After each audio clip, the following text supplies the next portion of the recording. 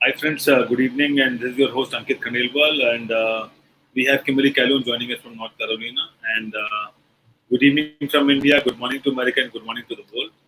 And today is Friday, a medical day with doctors, and we have great doctors lined up, and we'll be discussing how we can survive and how we can stay healthy and stay protected, and keep our elderly and younger ones safe. So, start the show. How are things in US, Kimberly? How are you doing? I'm doing good. We've where I live, we've had about 5 days of rain, solid, heavy, consistent. Hello, Alexander Hello, everybody. How are you? Good, in good. How are you? Canada. But I was just sharing, in the U.S., as far as I know, we where I live, we've had like a lot of rain. There's a lot of things going on with, people trying to re-enter into and there's Nick. Nick's re-entered into the Twilight Zone. He's gotten to a new home. Still working on it. Welcome, Nick.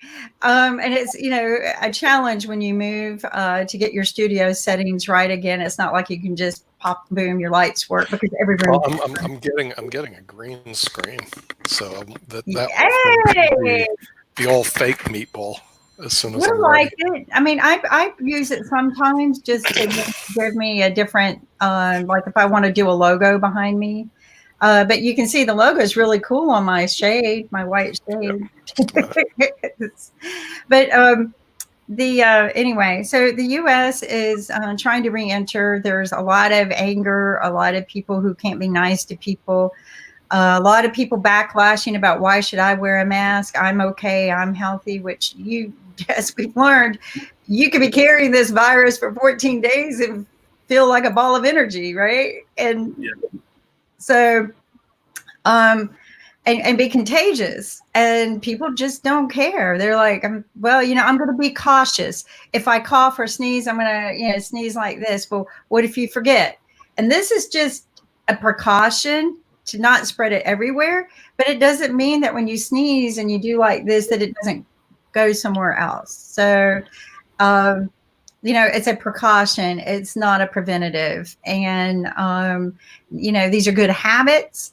Washing your hands consistently, sanitizing yourself consistently, but that doesn't prevent you from giving the disease to somebody else. And that's what the mask is all about. We're just, it's a precaution until we get things under control. But we've got a lot of people that are just not in a good mood, and reentry has not been fun to me. So I'm still staying home, except for when I have to run to the grocery store for something because I still, needed some fresh foods and stuff like that. But how about you, Alexander? How's the land of After, Canada? I've just discussed yesterday this issue of masks, and if all the top designers like Giorgio Armani and Lanvin and others, they would start make really fancy masks, which would be a pleasure to wear and to watch. I think the people would wear masks for the next 55 years because Well, that's the fashionable people. I'm talking about the rednecks in North Carolina. I'm yeah, sorry, yeah, yeah, I yeah, shouldn't call them that, but I'm talking about, the people who just don't get into fashion, the people who joyride on a motorcycle, or the people who go down to the shop to work on cars, or the people who garden. Kim, I want to tell you something interesting. You and Nick are obviously big fans of Netflix, right? And Yes, yeah, no, no, because you show the books quite often. And yeah. yeah, and are you watching Netflix from time to time? Not lately, no. I'm putting Okay, it into YouTube because I got bored with it. you know what? There is one original series made by Netflix for Netflix, and on advice of my daughter, I started a couple of days ago to watch that. It calls Ozark. It's a top acclaimed series. I started to watch. I watched first probably 12 series. There is nothing in this world exist to picture a real life of rednecks. This is far the best that you can even think about. It's an anthology of rednecks. It's just fantastic. I enjoyed this. It's a great piece of art. And I say it with all the terms of endearment because I consider myself probably a redneck too, because I get out there and I garden and I farm and I'm wild and crazy. When I get around the group, we all woohoo, I'm just as crazy as everybody else. But people, their mindset is that there's no way I can spread it to anyone else. That's the problem. It's not, and a lot of people, they don't care about fashion. They're just, oh, all right, yeah, so what? The whole world's wearing that. I'm not. They're all about the vaccine coming in the next year, and so that's going to protect us. Well, no, it's not right now. So no, there's just the weird attitude. But you know what?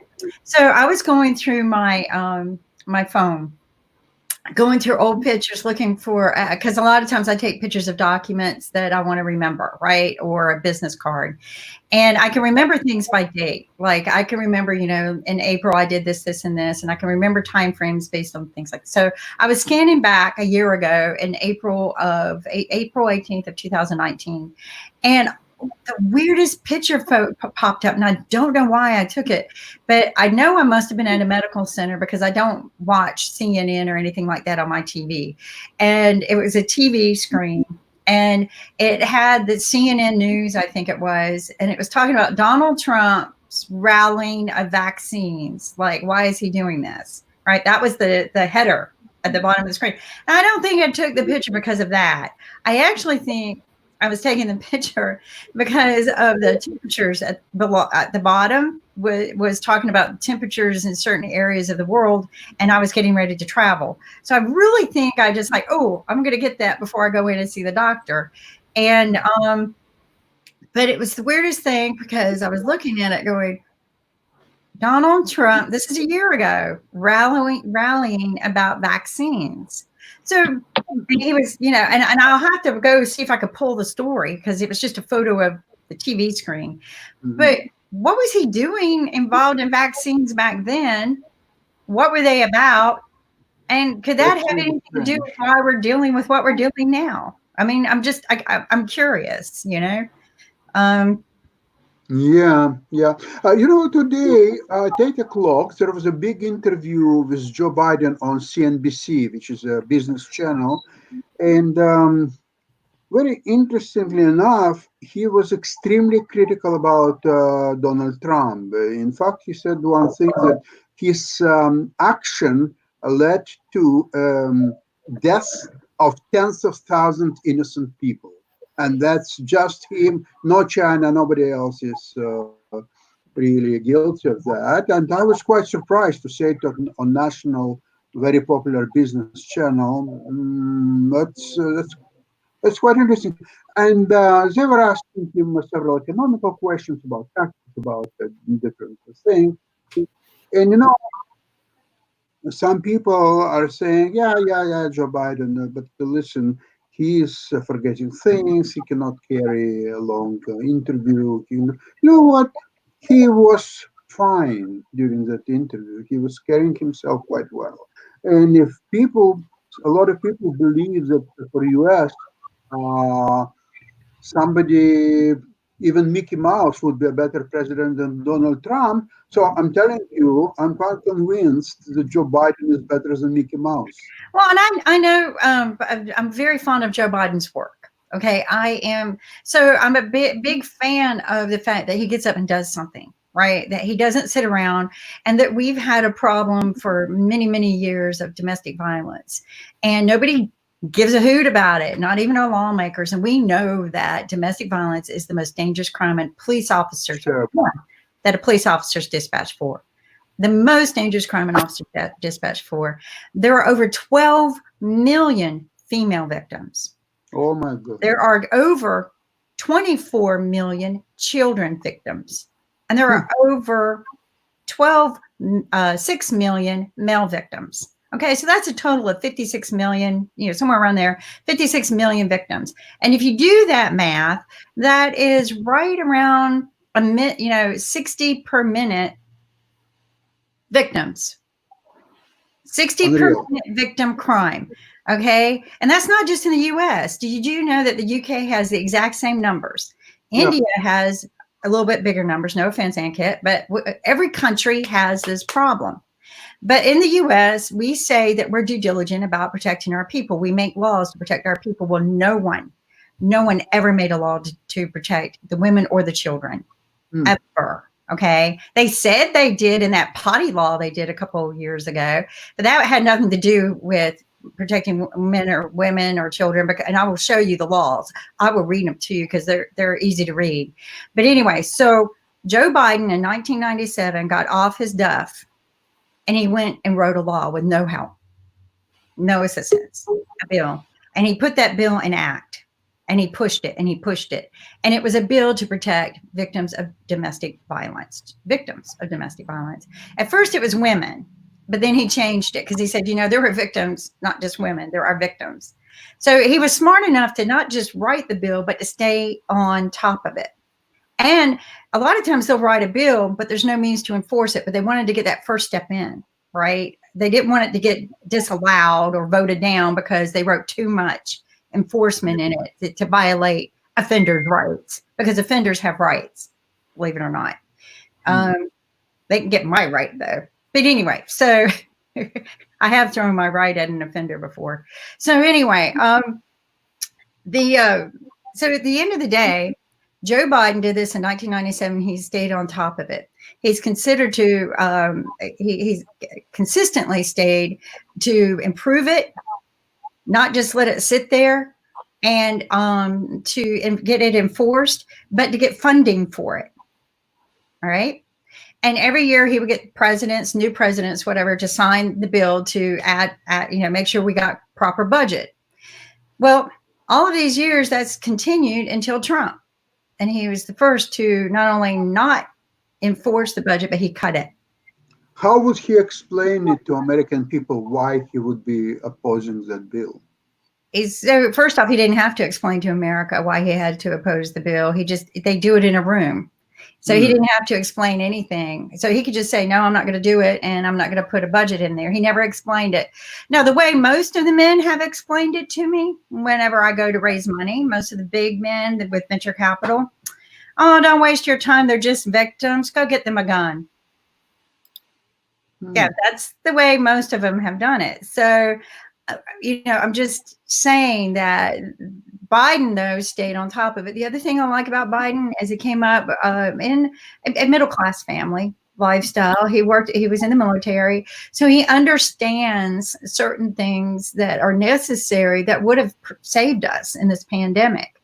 Maybe the first thing is let's do a quick assessment of all of our medical supplies all over the country, right? So in one place, just like you do in the military, you have an assessment of every, military locker of what's in that locker. And if you need a resource somewhere else, you might call in and say, hey, send that to here. So although that, people get possessive of their department assets, but in all reality, in an act of war or an act of pandemic, the laws are written that they can seize whatever they need and move it where it needs to be. All right. Yes. Just like they can do eminent domain, although that's, they claim, oh, we need this 2 foot of land for what, but they came in eminent domain to my property.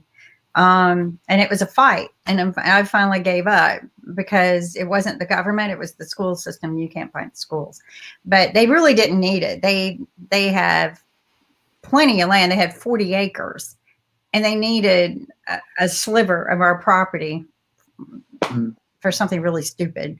But anyway, so that's the bulk of it. But Biden, he might be old and tired. And this is what I said, maybe he really shouldn't run. Maybe he should give it to a person who is more energy, but run with them, right? Be the brains, because you can't beat that man's heart and brain. You can't.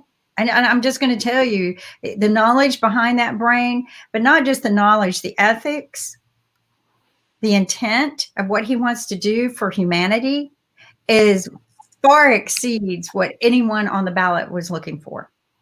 Yes, agreed. Agreed. So but I'm worried about his health. I am worried about his age. And I think that if the Democratic Party was smart, they would get a younger candidate in there and Biden to be his mentor or her mentor. And that's what they should do. Yes, agree. Now it's also a very important issue who would run for vice president, because there are situations where that vice president could, God forbid, become actually a president. So that has to be definitely a very solid choice. It seems to me that he is looking at some women to be as a vice president. That would be a downfall.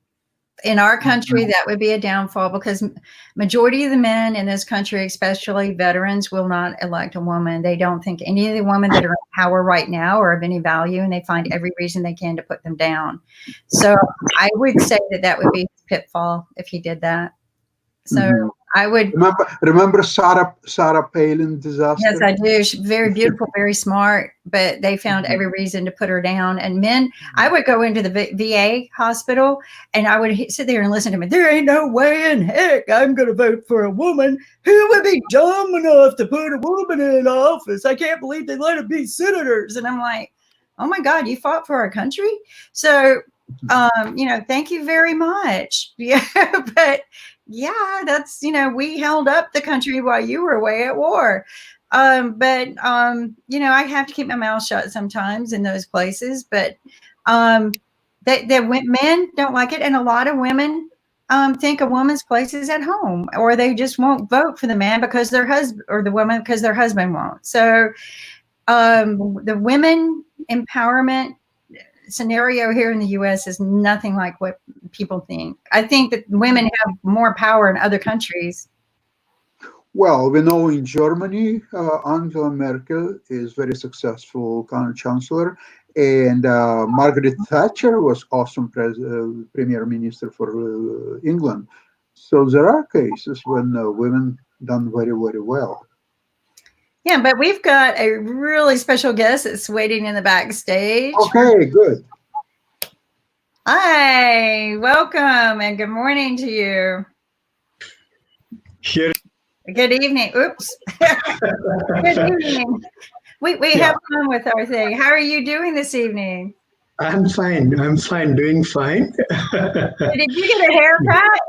Yeah, because it's very comfortable. You look I so thought much that younger. I would just have a close crop, so it's very nice, very comfortable. Yeah. So you look younger, very, very younger. I like it. I like it. So how are things going in your part of the world? It's actually in India, that actually situation is getting worse, especially in Kerala. Our state, actually it was doing very well initially, but now people from other states and people from abroad started coming in. Many of them are positive, but we have adequate facilities to put them in quarantine. So now the positive cases have increased. Today in the evening, 42 cases positive in Kerala. 42? That's not good. Yeah. But we have a very good setup. Even our hospital, we have provided to government to put people who are coming from outside India to make them in quarantine and observe. So they are admitted there. So we are up to this time, everything is well under control. So let us hope for the best.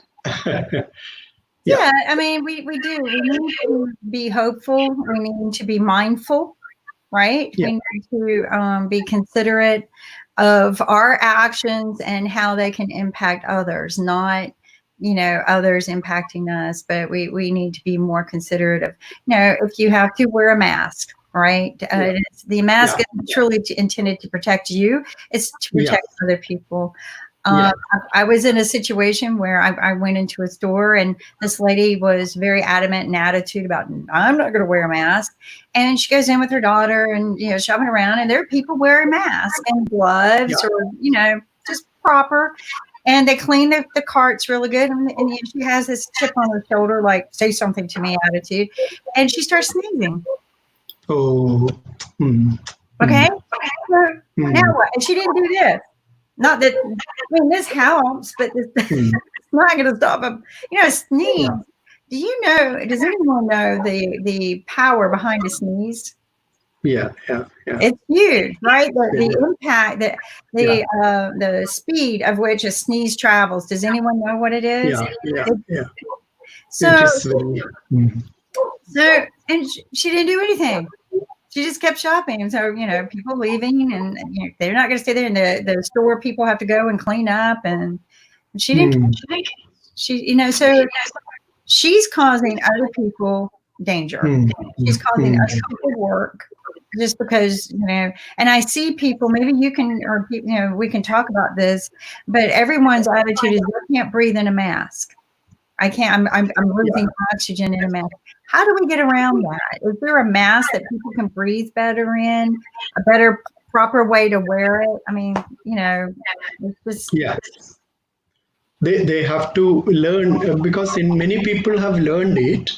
Here, a normal, surgical or 3-layer mask generally protects everybody, and we can reuse it also.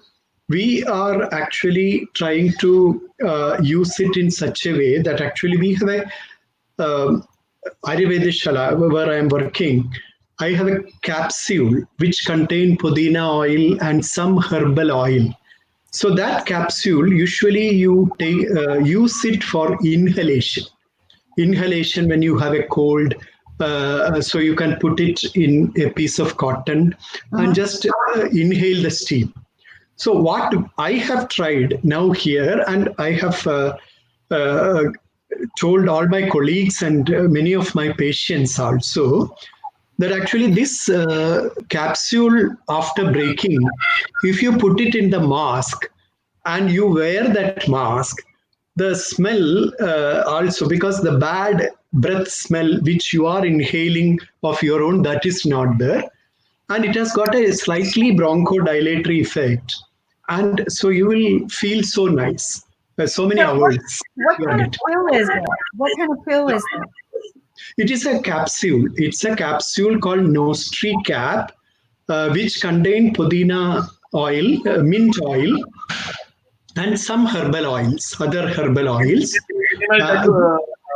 Kim, so basically these capsules are only available at Ayurvedic shops. It's not available. It is our product, because that is, so it is our product. But anybody can make something like a tulasi leaves, haldi, and something like that can also have the same effect. My oils.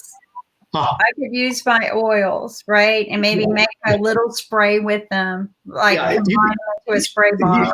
Yeah. If you can have, do you have pudina or mint oil with you? Yes. Mint oil in not very concentration, and that is what is that? The other one? Clove. Clove. Long. Clove. A clove is a little pungent. You have to be careful. Yeah, I use very little. But if you have lavender, that is also good. Lemon. So, and then very, very mildly you apply it, and then try to use that mask and see that how do you feel. Because this has a bronchodilatory effect, so you feel very comfortable. It's because funny. I tried it myself initially, then only I started recommending it. So, it's funny. I'm glad you did this, because I was thinking about this morning, that there are times that I really don't like to wear it because my breath gets hot and it feeds back. So I was wondering, so I'm glad you said this, because I was wondering, can I just spray my mask and use a scented? And I was, you know what I was thinking? Lemon. I was thinking, wow, lemon would smell so good. And And you can, if you are not allergic to camphor also, you can slightly take a little bit piece of camphor and or lemongrass, lemon you can try, because all these have a little bit antiviral activity also. So it is in a way, it will be helping you. Lemon balm too. I like lemon balm because it's relaxing. The oils from lemon balm, it's a nice pretty leaf. Yeah. And I grow it because it keeps the mosquitoes away. So, so does mint. Mint to keep. I grow mint too, but I don't grow enough to make oils out of it. Right? It takes a lot to and make a lot of oil. So always you have to be careful, because don't put it too much. Little bit, just to have a smell and see that how you feel that. Because many people are allergic to camphor. So those things have to be taken into consideration. But it's an excellent aroma that you get, and a bronchodilatory effect, and you feel very comfortable, fresh till at least half a day you are getting that. So let me ask you this: could I mix it with a little bit of alcohol to kind of keep it sanitized, a little clean, and so? Because I like to mix little spray bottles of different things. And if I could just put a little bit of alcohol in that and just lightly spray once and not a lot. But, you know, when I feel sick, one of my favorite smells are like lemons, right? I love lemons, watermelons too. So, yes. So there we got it, guys. We can definitely get sent our masks. Well, everybody's thinking fashion design mask, and now we're talking about let's make it smell. Smell also, because if it smells very nice, because after otherwise what happens? Even we have a report from one of our centers that N95 mask, if you use, the oxygen binding capacity considerably reduces, and you have a negative impact also. So you have to be careful. So, but when you use this cotton 3-layered mask, you don't have that kind of difficulty. But if you make it little good smelling, then you are pleasant. Your personality also becomes pleasant. Yeah, because you smell good. I mean, everybody knows that a scent can boost your energy, right? Or you know, sometimes they have these scents, which eucalyptus, I can't do eucalyptus too well, but they have these scents that they say help get rid of headaches or help relax you and calm you. Some, you know, like again, lemon, a little bit of clove always energizes me. So, and I know clove is anesthetic because they would used to use it back in the old days on your gums when they were working on your teeth, right? They would use clove, but it's very, very, like you said, strong. It's very pungent. It's But maybe we can get together and make some scents. Maybe we can do that for a show. You can try that, because but in Delhi, you are in Delhi, sir. You can try it from our one of the outlet. That its name is Nostri Cap. That capsule is a mixture of all these oils. You can just try it. So I'm gonna have to figure out how to get that. So why can't we get it in the US? It is difficult to. But anyway, Ankit ji can help you.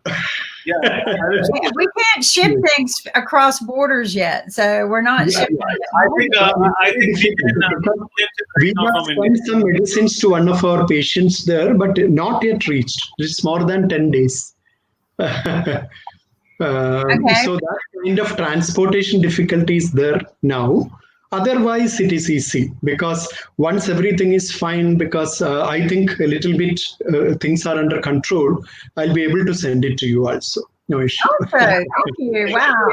Awesome. You know, I'm wanting to try different things to encourage people. That it doesn't have to be a drudgery, you know, torture situation. We can make it fun, interesting. You know, everyone, they're taking the wrong attitude. They're making it like they're being punished, and we're not. This is a new solution, a new thing that we need to consider. Yeah. This is the way I look at it. What if I accidentally got it, right? And I'm around, now again, I'm out maybe. I haven't really gotten out yet. But say we go out and do some things and I run against a little child that has a low immune system. Or a elderly parent that could get it. I may become their killer. Oh, I'm going to zoom in on you just a second, Ankit. Hold it. Yeah, this is actually what is it? Kotanchuka. This is for arthritis. This is for arthritis. Okay. This can be taken in a bottle, this katori, warm it up and apply on the painful area where you have swelling and pain. It reduces pain. Let me try again. Let me contain the juices of so many herbs. It's kind of blurry. Can you pull it back? There we go. This is Dhanvantara Thailam also. That is good for bones. In fracture cases and all, it is good there. Yeah. And what is this? What is this? I have to see the Pull it name. back just a little bit. All right. Move it. The name is not clear. It's very hard to read. The blue makes it difficult. It says Shirabala, Thailand. Kshirabala. Kshirabala is in neurological complaints. We use it in neurological complaints. For example, person who have paralysis and other conditions or a frozen shoulder also can be used. Wow. Yeah. You have so many medicines with you. We're going to call him Dr. Ankit. That is it. I can't read it. We can't read it. You'll have to type it.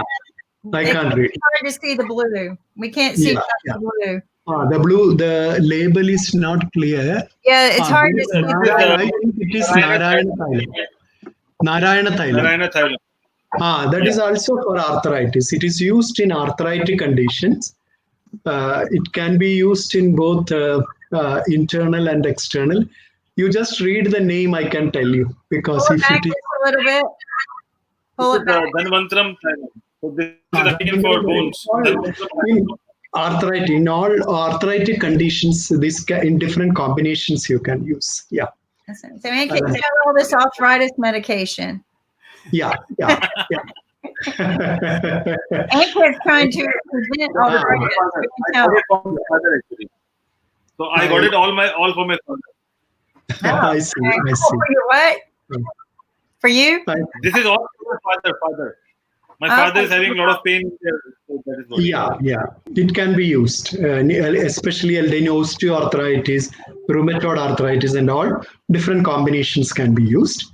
Yeah. But a doctor has to suggest it. Yeah. Yes. Oh, what is it? Doctor, So if we talk about because vaccination and everything will be fine, we are still having a pandemic situation. So how someone can boost the immunity? What are the best ways to boost the immunity? Yeah. Because in my earlier discussion also we discussed this. So I want to once again stress the point of immunity, because that is the practical solution we always have to think about. Why I am telling you immunity, if for example, if you take the COVID-19 situation, we are telling that it has come from a bat or some other animal. See, that animal didn't develop COVID. Why? Because that animal's immune system or the body's internal environment was in such a way that this COVID was not negatively affecting that creature.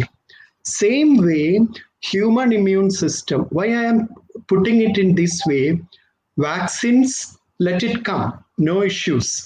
But vaccine, again, there is an issue because I am working with some research people. That is why we are getting so many practical issues when they prepare a vaccine, because the virus is a mutating nature. So if you mutate and a new genetic code the virus is having, one vaccine may not be effective in all the cases. So how many vaccines can you make? One thing.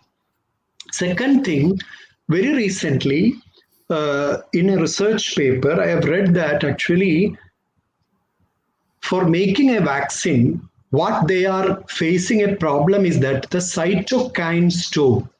Because the moment the virus goes inside in ACE2 inhibitor, it attaches receptors, it attaches and goes inside, and it immediately creates a cytokine storm.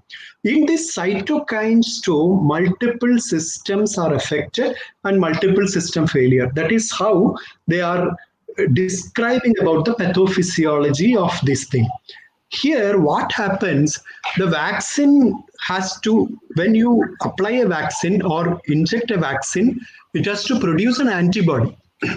But this cytokine storm inside the body does not allow to produce an antibody inside the body. So how can a vaccine work at that time? This is one problem they are facing in making a vaccine. So what I am trying to, so then again comes back to immunity. Then what is the solution? Because instead of going for different kinds of vaccines, one best solution would be boosting up our immunity. So I just wanted in this session, because I'll just briefly go through what Ayurveda has discussed about immunity. One is about 3 types of bala. Bala. Ayurveda uses one word, bala. Bala is actually the immunity. One is sahajam. Sahajam is inherent. By birth itself, you are getting some sort of immunity. That is called sahajam. Second is kalajam. Kalajam is seasonal. That depend upon your age as well as season. For example, age, in your puberty, you have the maximum immunity. When you get aged, the immunity goes down. So there is a difference in the immunity level. And season also, because from cold season to this takes in the spring season, many of your immune system is very much strong at that time. And when the season changes, immunity also goes down. So that is one stage of immunity Ayurveda describes about. And the third one is the yuktik rhythm. Yuktik rhythm is the self-earned immunity. That is where we need to concentrate.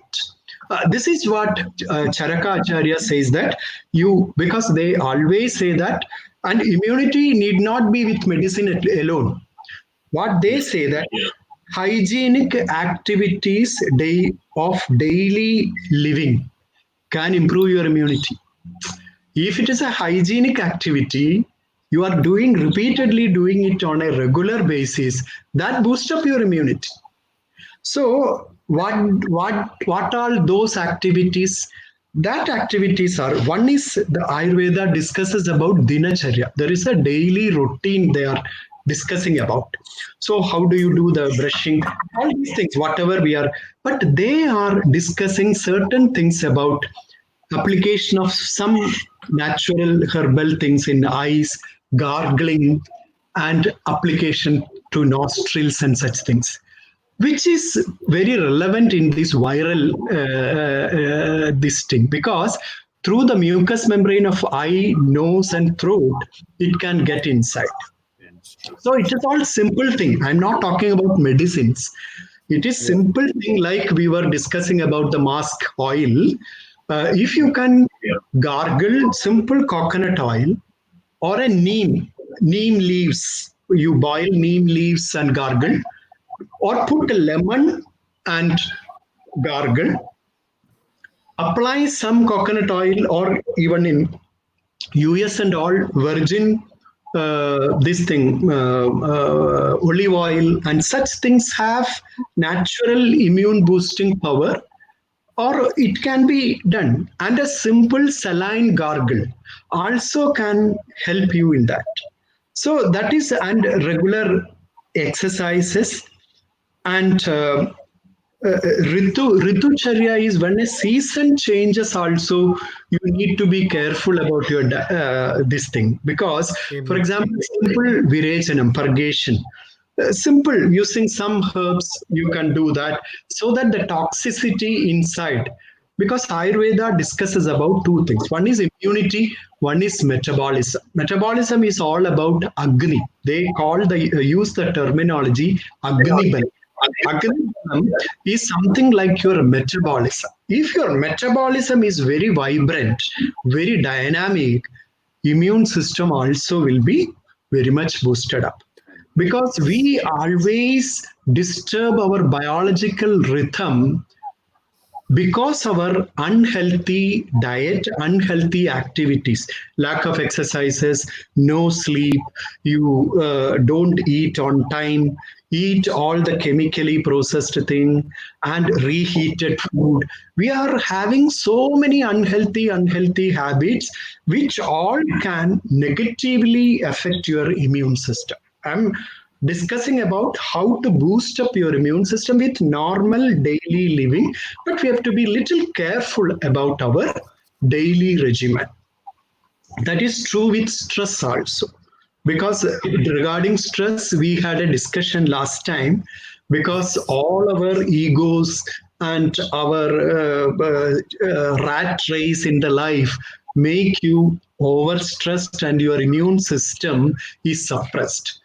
And if you are fearful about many things, if you are always under tension, always under stress, your immune level will be very low.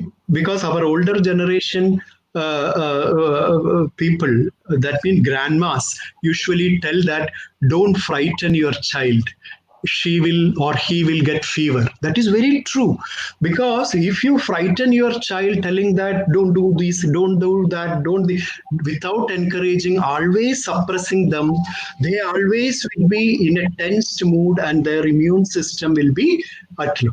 This happens in your day-to-day life also. So have a joyful life, have a peaceful, broad-minded this competitive world, it is very difficult, I know, but still what Ayurveda says, this is what I'm telling you. So having a patient life, having a healthy interaction, open mind interactions, this also boosts up your immunity. So Ritucharya, this thing, and yoga pranayam, definitely pranayam. I actually wanted to tell you when I was in Harvard, because 2 years before I was invited as a speaker in the Harvard Integrative Medicine Conference in Harvard Medical School Hall. So at that time I was surprised that so many work on yoga and Ayurveda was done by Harvard people, Harvard professors. So one among them was the pranayam.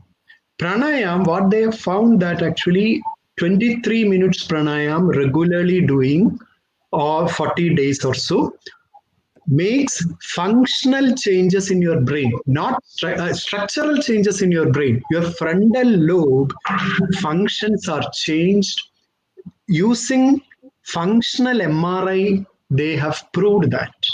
And they are now using it in many mental disorders, in many other neurological conditions also. This is being patented now in Harvard. So yoga is very useful because we have to think now post-COVID, our survival is very difficult. Now the things seem to be that we have to live with COVID. It seems so, which is not coming under control in any country. Everywhere in India also it is increasing. So at that time we have to learn all these things. These are all very effective measures, very cheap measures. You need not dependent upon a system of medicine or a doctor if you practice all these things in your life. And then healthy, balanced, nutritious diet, I always told you, because irrational combinations, artificially flavored things, reheated food, always buy the food, packed food, then reheat it, use it. So this actually suppresses your immunity, and you are not taking a healthy food at that time. So then regular, natural and traditional food would be always ideal. Because if you are an Indian, and that means if you are a Keralite, or if you are from Lucknow, or if you are from Australia, or if you are from US, what is your traditional diet? That traditional diet will be most suited to you. So need not go for a special diet or something like that. But that traditional diet in a moderate, because its quantity also is important. Don't overeat. Yeah. Eat on time, because then only your metabolism will be vibrant. Otherwise, you are overloading the system, overloading your liver, and naturally your system will be overloaded and immunity is not boosted. Metabolism is always have a negative impact. So, keeping a vibrant metabolism, which may not be always possible, but if you know all these things, at least we will try to stick on to these kind of things. This is why I am explaining all these things for the benefit of the viewers. Yeah. And the third thing is that the two strategies are there. One is the pro-host strategy or anti-pathogen strategy or the approach. Both are needed in COVID, because Ayurveda always is having a pro-host strategy. And modern medicine mainly approaches the anti-pathogen approach. But medicines in Ayurveda, specifically, there are so many medicines which have got both immunomodulatory as well as anti-pathogen activity. This thing. So we can always use many medicines also, many herbal or spices. That is the next point I would like to, you might have heard about ORAC, oxygen radical absorbance capacity. So any herb or any food which have this oxygen, radical absorbance capacity, that helps to boost up immunity. This is another paper I have read.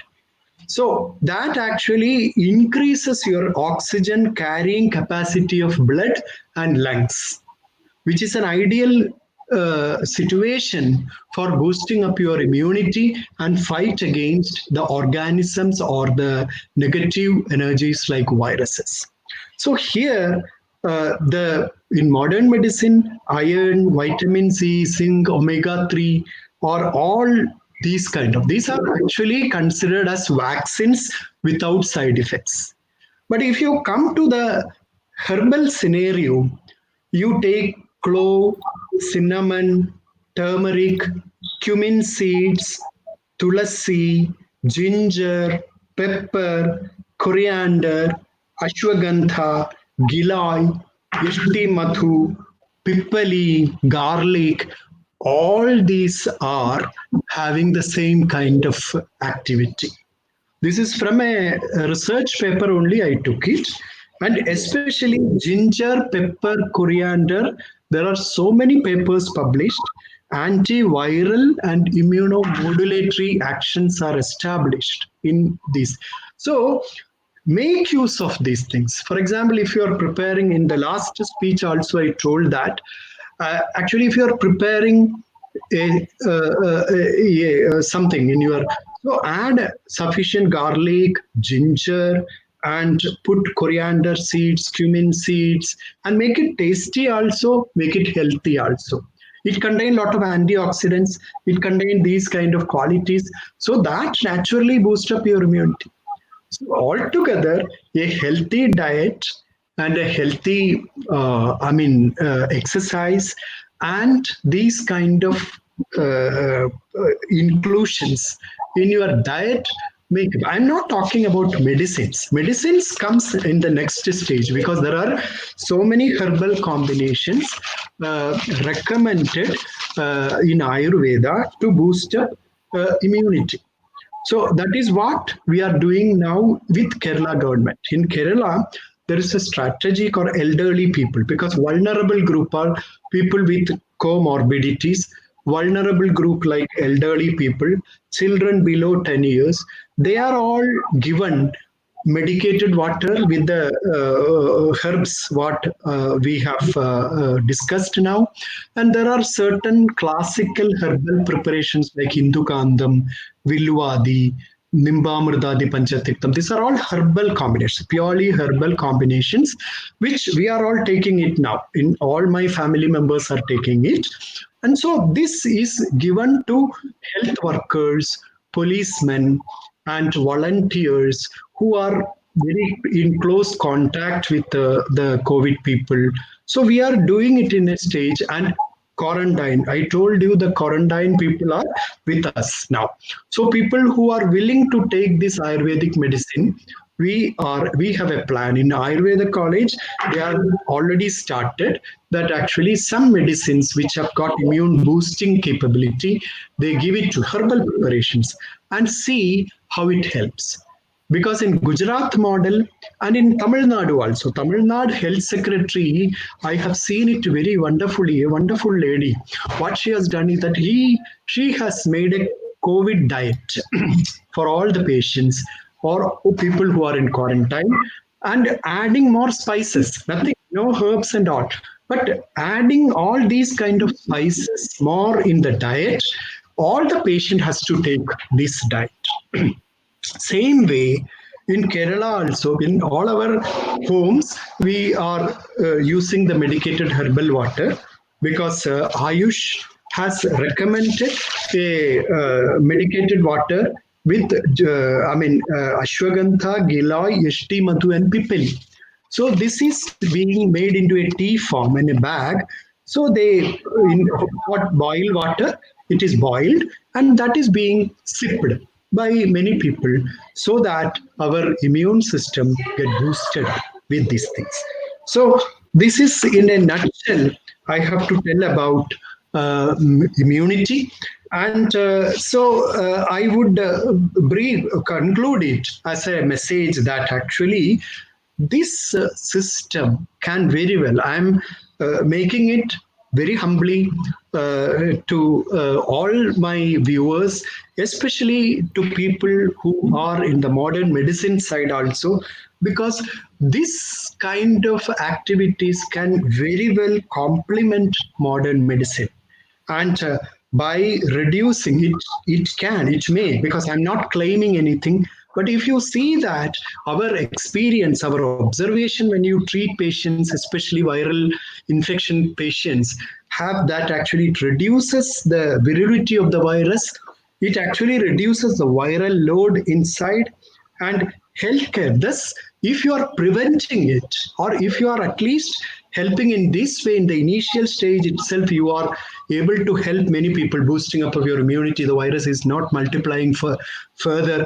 The cost on the healthcare system considerably reduces and people get a better boosted immunity. And naturally, this period can very well be used to improve or promote the message of healthy living and healthy thinking and a positive, vibrant living. This is what I have to tell you in a nutshell. I hope yeah. You know, what you talk about is brilliant. And the fact that somebody focused on just even finding a good diet to help people recover and help their immunity systems, because sometimes people just can't think like that. They cannot think about what to cook. I mean, I'm one of those people. Like, I just, unless it's a big party, I cannot pull together what to cook every day. It just seems boring to me. But to pull together, and we talked about this with Mohammed, we've talked about this with other doctors, to pull together the right, beautiful foods. My mother used to tell me, the more colorful the plate, the healthier, right? Yeah. If you've got just bland-looking food, just meats and potatoes, that's not healthy. Her thing is berries, fruits, vegetables, all the bright colors. And it looked beautiful. I mean, when she put it together, it didn't just taste amazing, like the colors of the oranges and the tangerines and the apples. It looked beautiful. And Yeah. my son has that gift. Like, oh my gosh, he can just pull together the healthiest food. And when he's an artist, so of course, but when he puts it on a plate, it looks beautiful. And I think, wow, but that's, what this takes, and maybe getting some shows on that show people not just how to prepare it, but how to think about it, right? What am I thinking about? What do I really want to improve in my system? Do I need more blueberries? Because we talked about how blueberries are amazing, or capers, right? I've actually went and bought the supplements that come in capers, quercetin, because several doctors told me that that's probably what I need in my body to help me get better. And I'm on my third or fourth day taking it, and I know it takes weeks. Okay, this is something else, people. Just because you eat good today doesn't mean you feel good tomorrow, right? It takes a couple of weeks to get in your body. We're instant gratification society. We want everything now, like you were talking about earlier, cook in the microwave, reheat the food. We're such a a society that seeks that instant gratification. One of the instant gratifications I had, and something that when we're talking about foods, and we talked about the other day, chewing our food more, right? Because I get in a hurry. I don't think I chew half the time. Hurry. There is a saying that hurry, worry, and curry makes you sick. Hurry, worry, and curry. Hurry, worry, and curry. Okay. This can make you sick. Always, these are the problems. I started chewing my food more just out of consciousness of our conversation the other day. And it tasted better. Oh my gosh, I forgot about the flavors in food.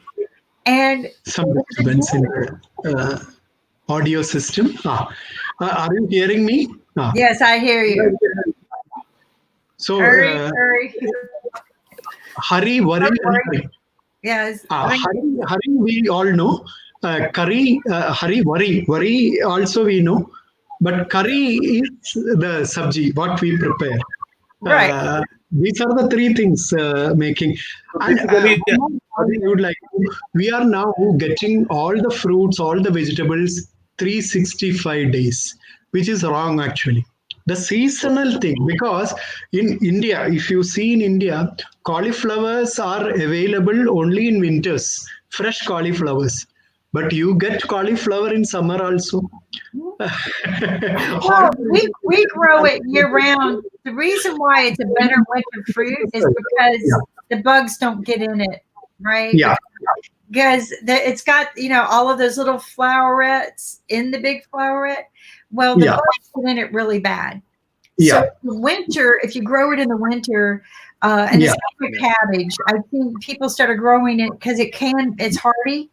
So I think they grew cabbage in the winter so that there were no bugs in cabbage.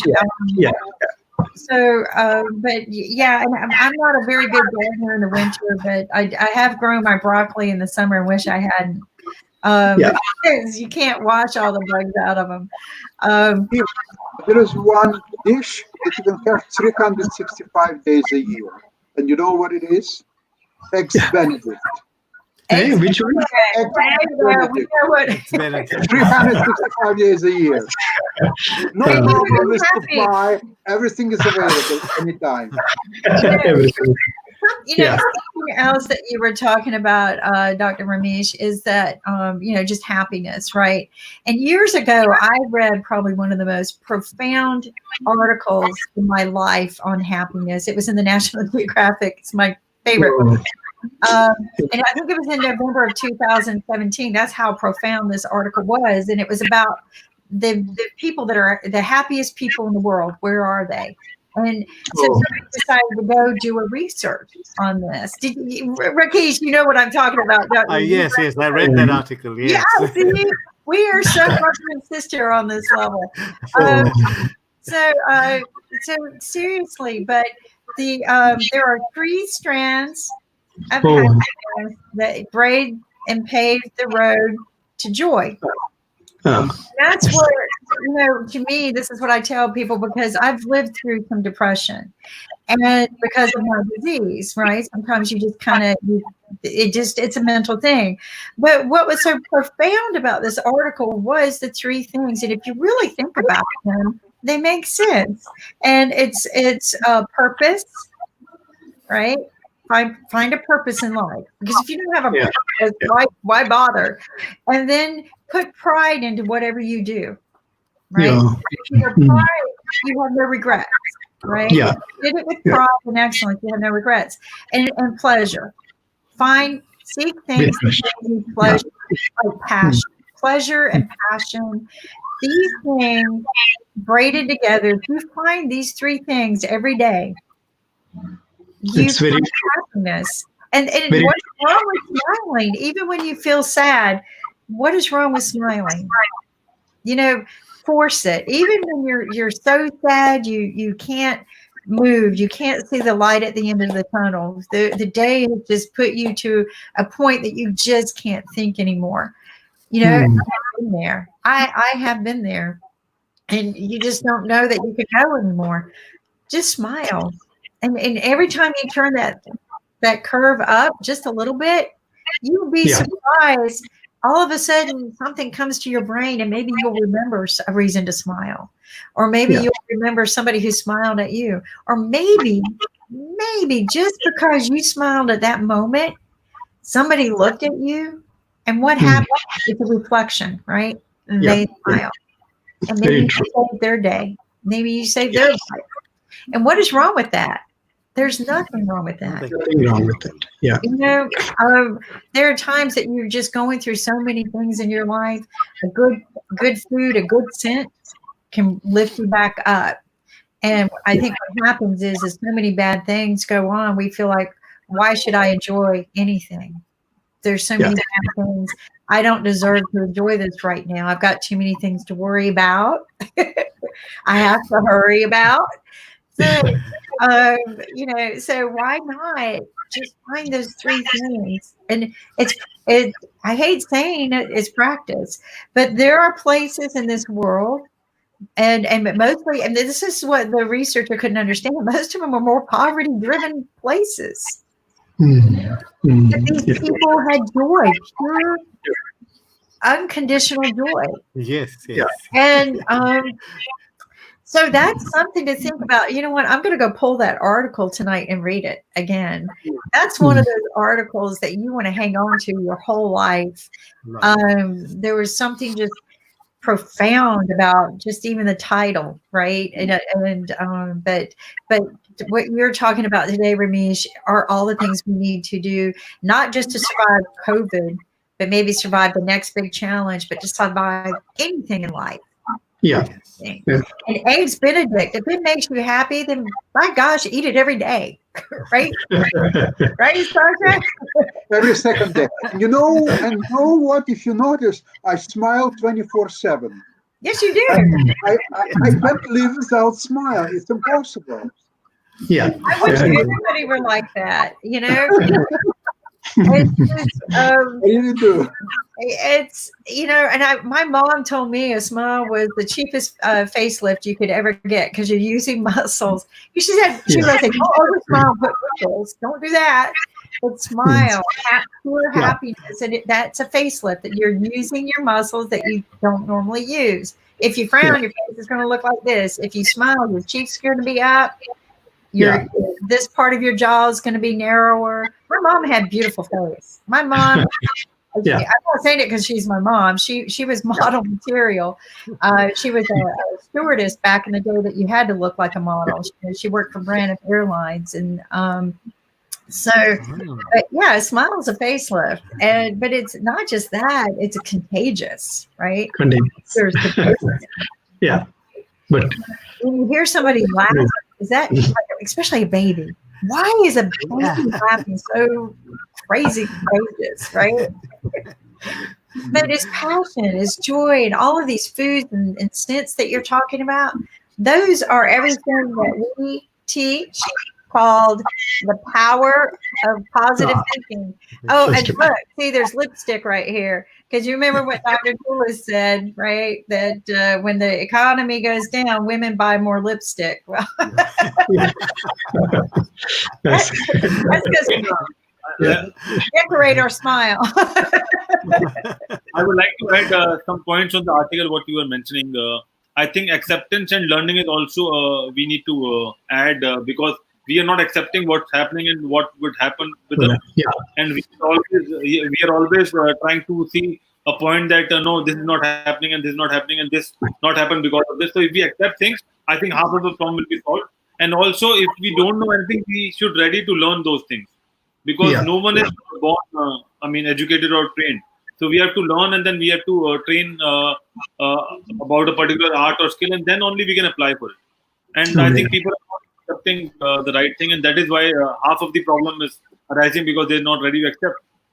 Yeah, and here's something else maybe we can work on, because a long time ago, I'm not a good food planner cooker. Although I made my boys, each boy every week had that, while they lived at home, had to plan and prepare a meal a week. That way I didn't have to.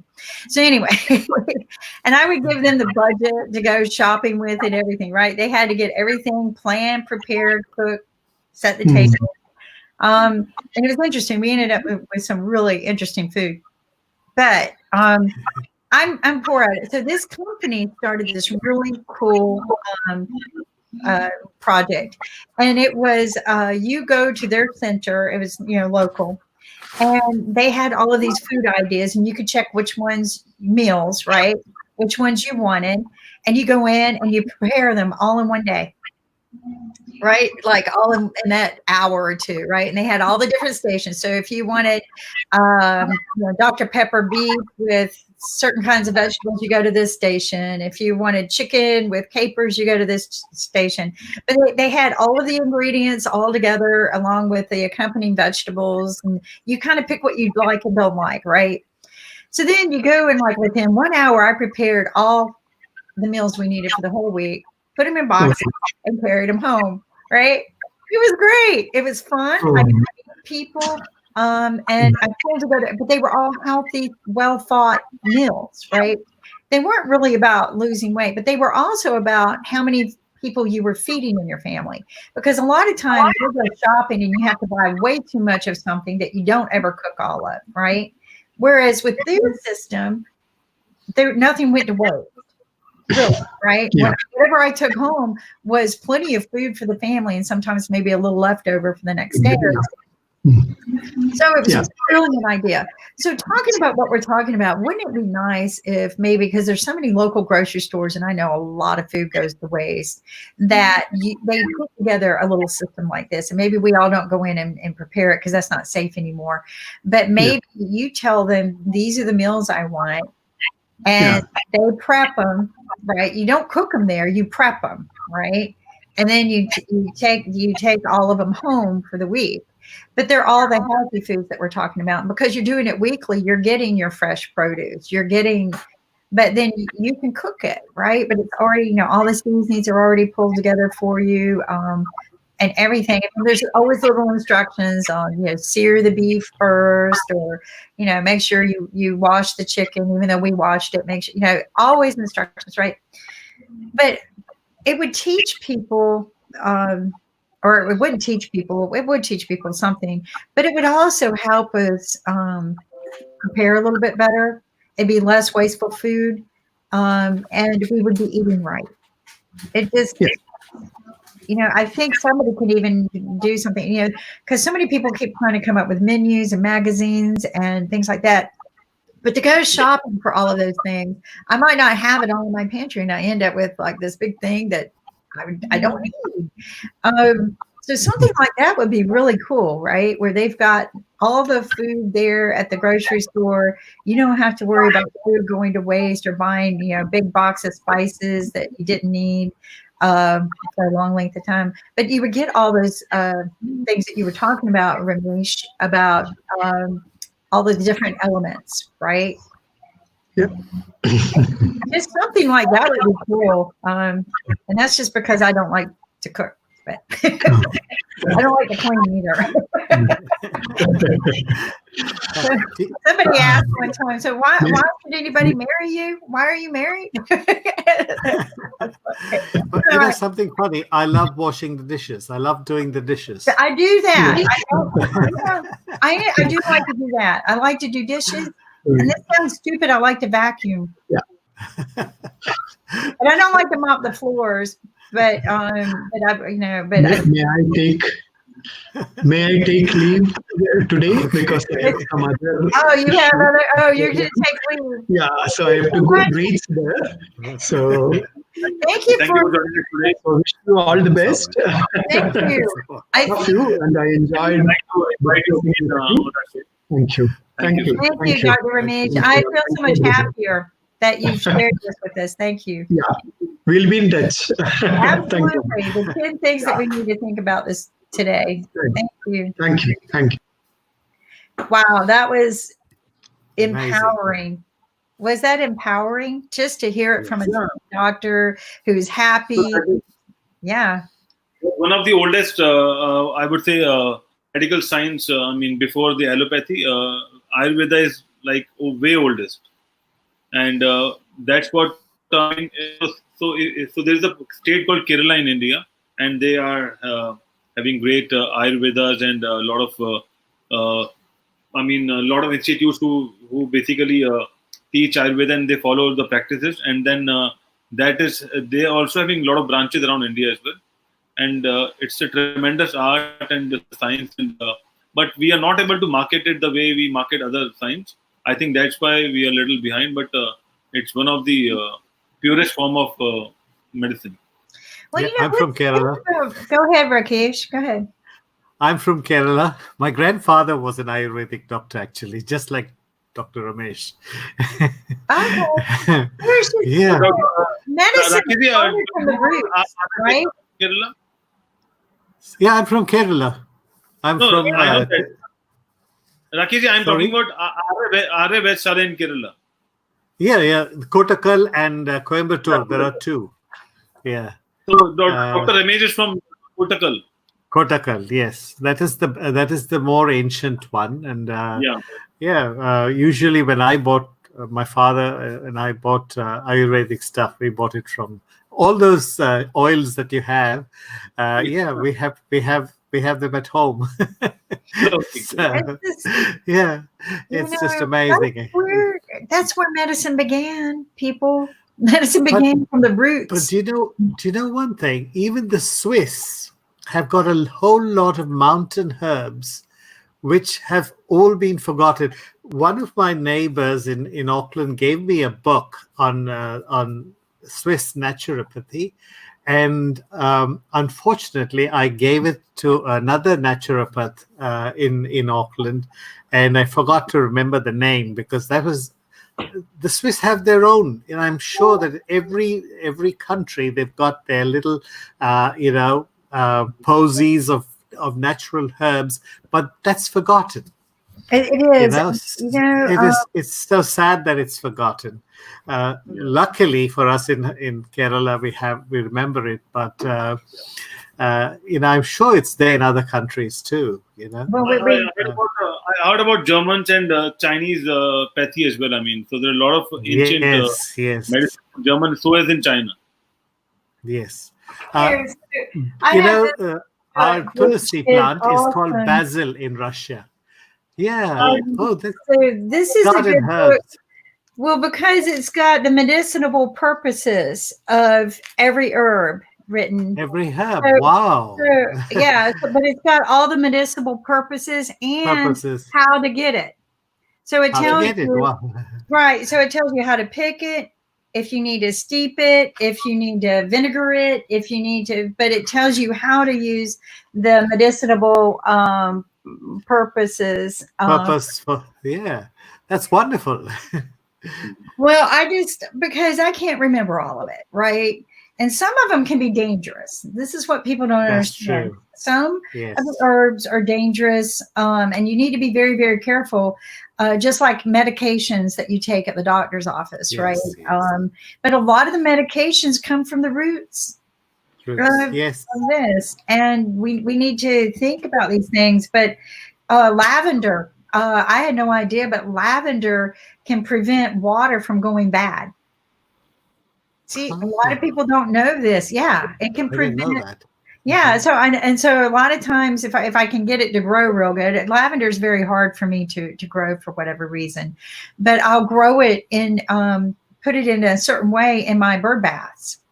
So my bird baths, the water won't go stagnant with the Yes. lavender oil, and the lavender prevents water from going stagnant. Oh, And not see, and just think, if you learn to really like the flavor of lavender, and you can put lavender in your water, you don't need all the other preservatives that people put in these things. Lavender itself is very healthy for the body. It's calming, it's relaxing, but it does prevent. So all of these great, wonderful things we've forgotten, right? They were practices by our ancestors. But that's where pharmaceuticals came from.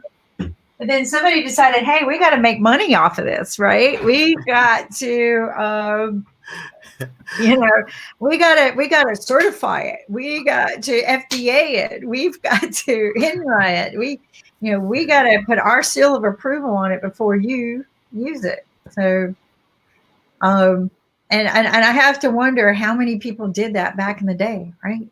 Just use it. And and there's so many things that people use for diabetes, so many of the herbal remedies for diabetes. I don't know how much of them are good or safe to use, but I do know my sister-in-law was born with diabetes, but they never knew it until she was older, got married, and tried to have her first baby. And the first baby died, and it was because, and they finally tested her and found out she had diabetes. And so, but they told her she would not live very long, but she grew up on a farm. She never ate a lot of junk food, right? She grew up on a farm life, but eventually the diabetes took over. But it was truly, I think, her healthy lifestyle that she never even had problems with it until she got older. So, Dr. Shriti, welcome. Oh, you look so lovely today. I love your colors. So bright. Thank you so much. Yes. That's a coral. Is that a coral color? No, these are wooden beads, but the color is definitely matching to corals. Yes, it's beautiful. Absolutely beautiful. I have a Thank necklace you so much. very similar to the color. Yes, it's very beautiful. Yeah. So how are you today? I'm just missing your voice. There's some connection issue. A sound issue? Can you hear us now? Yeah.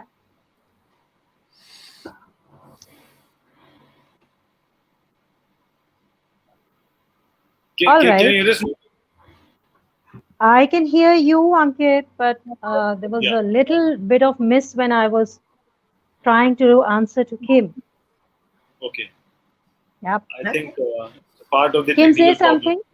Yeah, Kim, say something. Let me see if I can hear you. So how are you doing today? Yeah, now I hear you loud and clear. I'm doing Great. nice. How are you doing there? How are things? I am so happy.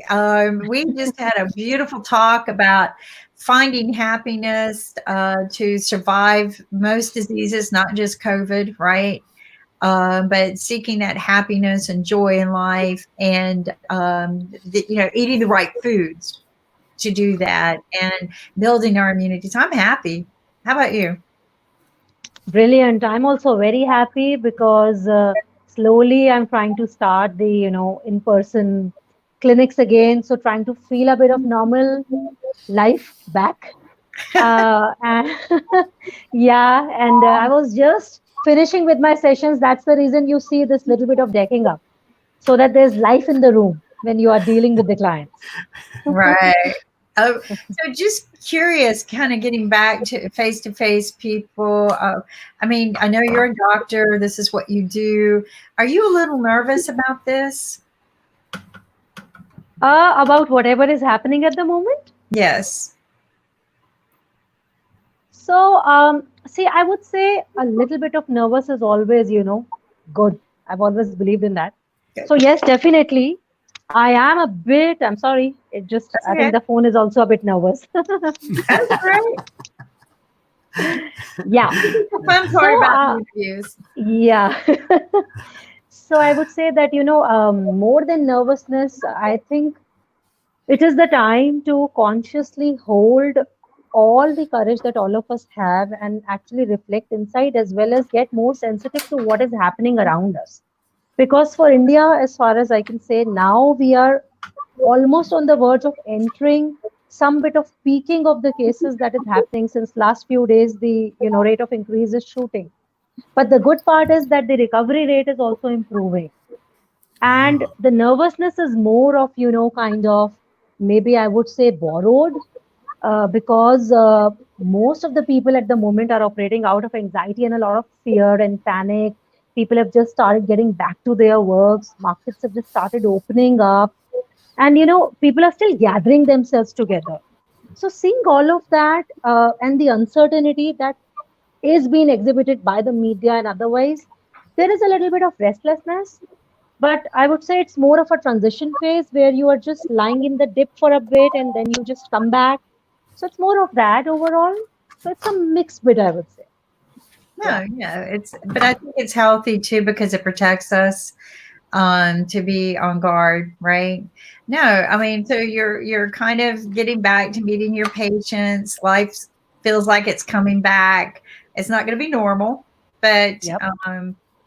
but pace it. But as a life coach, what are you telling your clients, your patients, and as well as what would you suggest to some of the people, some first stages to getting out there and not just protecting yourself but protecting others?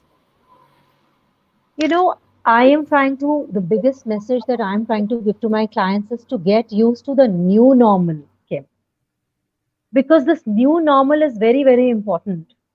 And the sooner we try to get used to this new normal, the sooner we will be able to uh, polish the resilience that all of us do have inside us. When we are born, all of us are born with fear energies also, with the fighting bit also, with the pleasantness as well.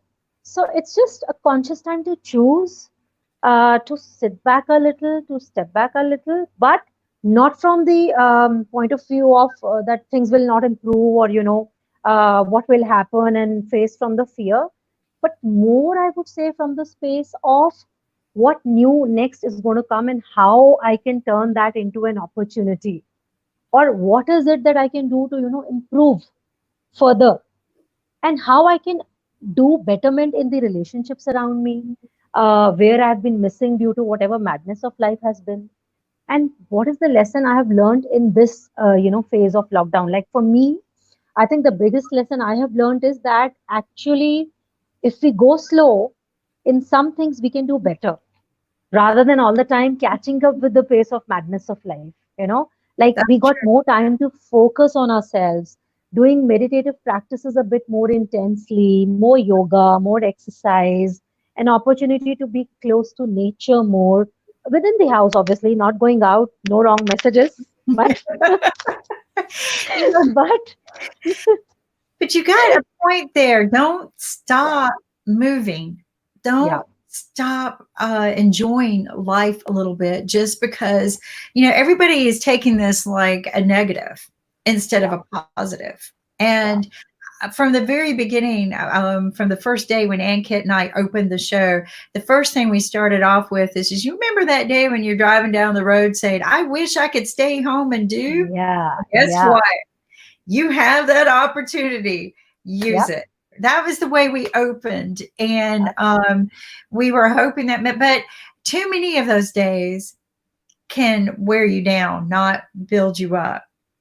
And because so many people are accustomed to having certain responsibilities, having a purpose to go, to go to work every day, or having a responsibility on their shoulder, because sometimes that bit of stress is healthy. And so that was taken away from them. And some people just can't handle that. They cannot handle that stopping of a routine, a ritual.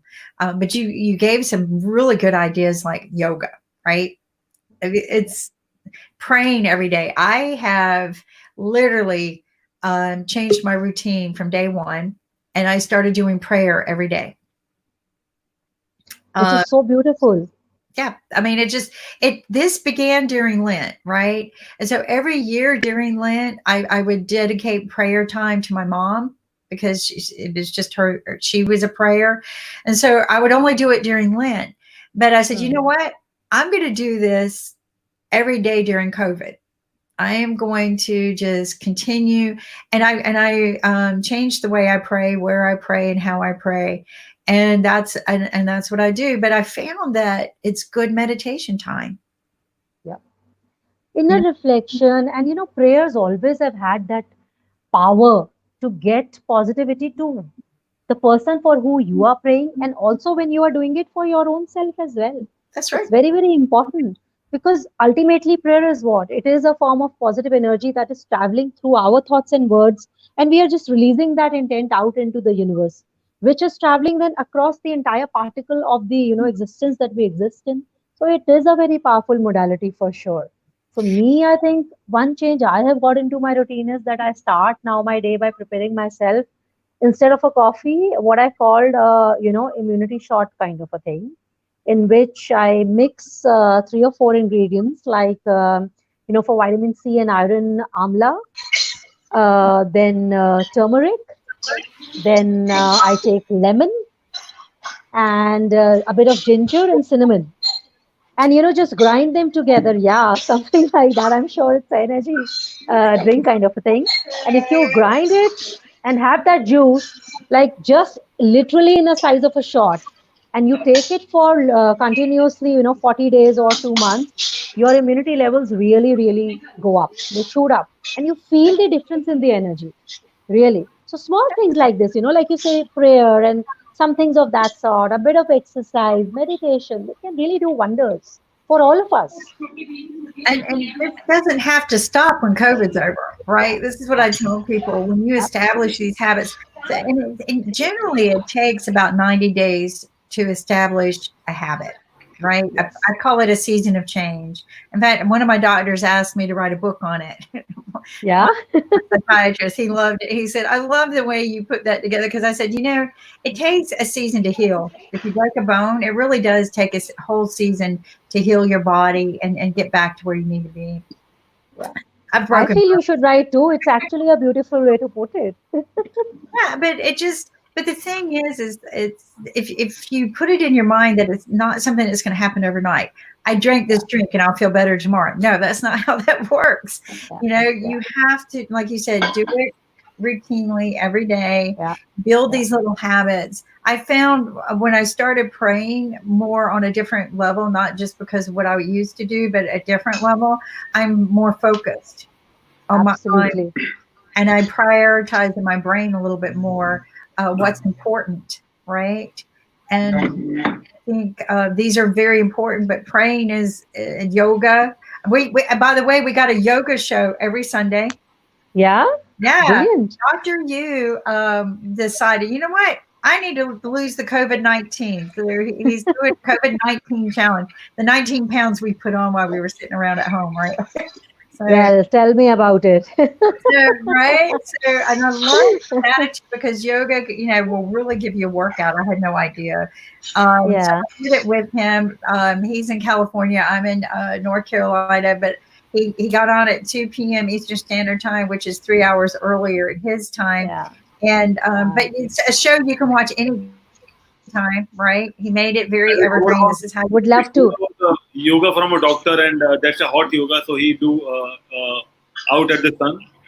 Oh. Yeah. So we have ample sun these days in India, so I'm sure we can try. Yeah, the sun's out in India, right? So, but not probably during the time we do it here. But you can do it anytime. We film it, and then air it again.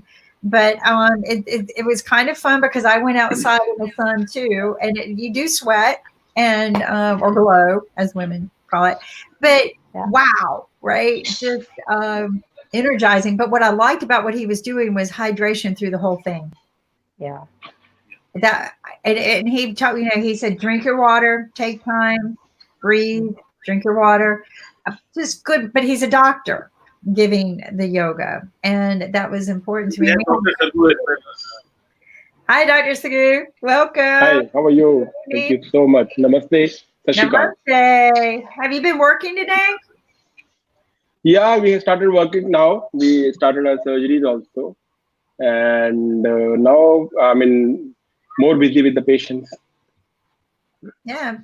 So, I mean, today we've been talking about just keeping our attitude and just everything positive, trying to find joy in our lives so that we're seeing the light at the end of the tunnel, as opposed to feeling like we're still trapped, right? I think this is what, and as a life coach, you could probably understand this. Oops, she disappeared.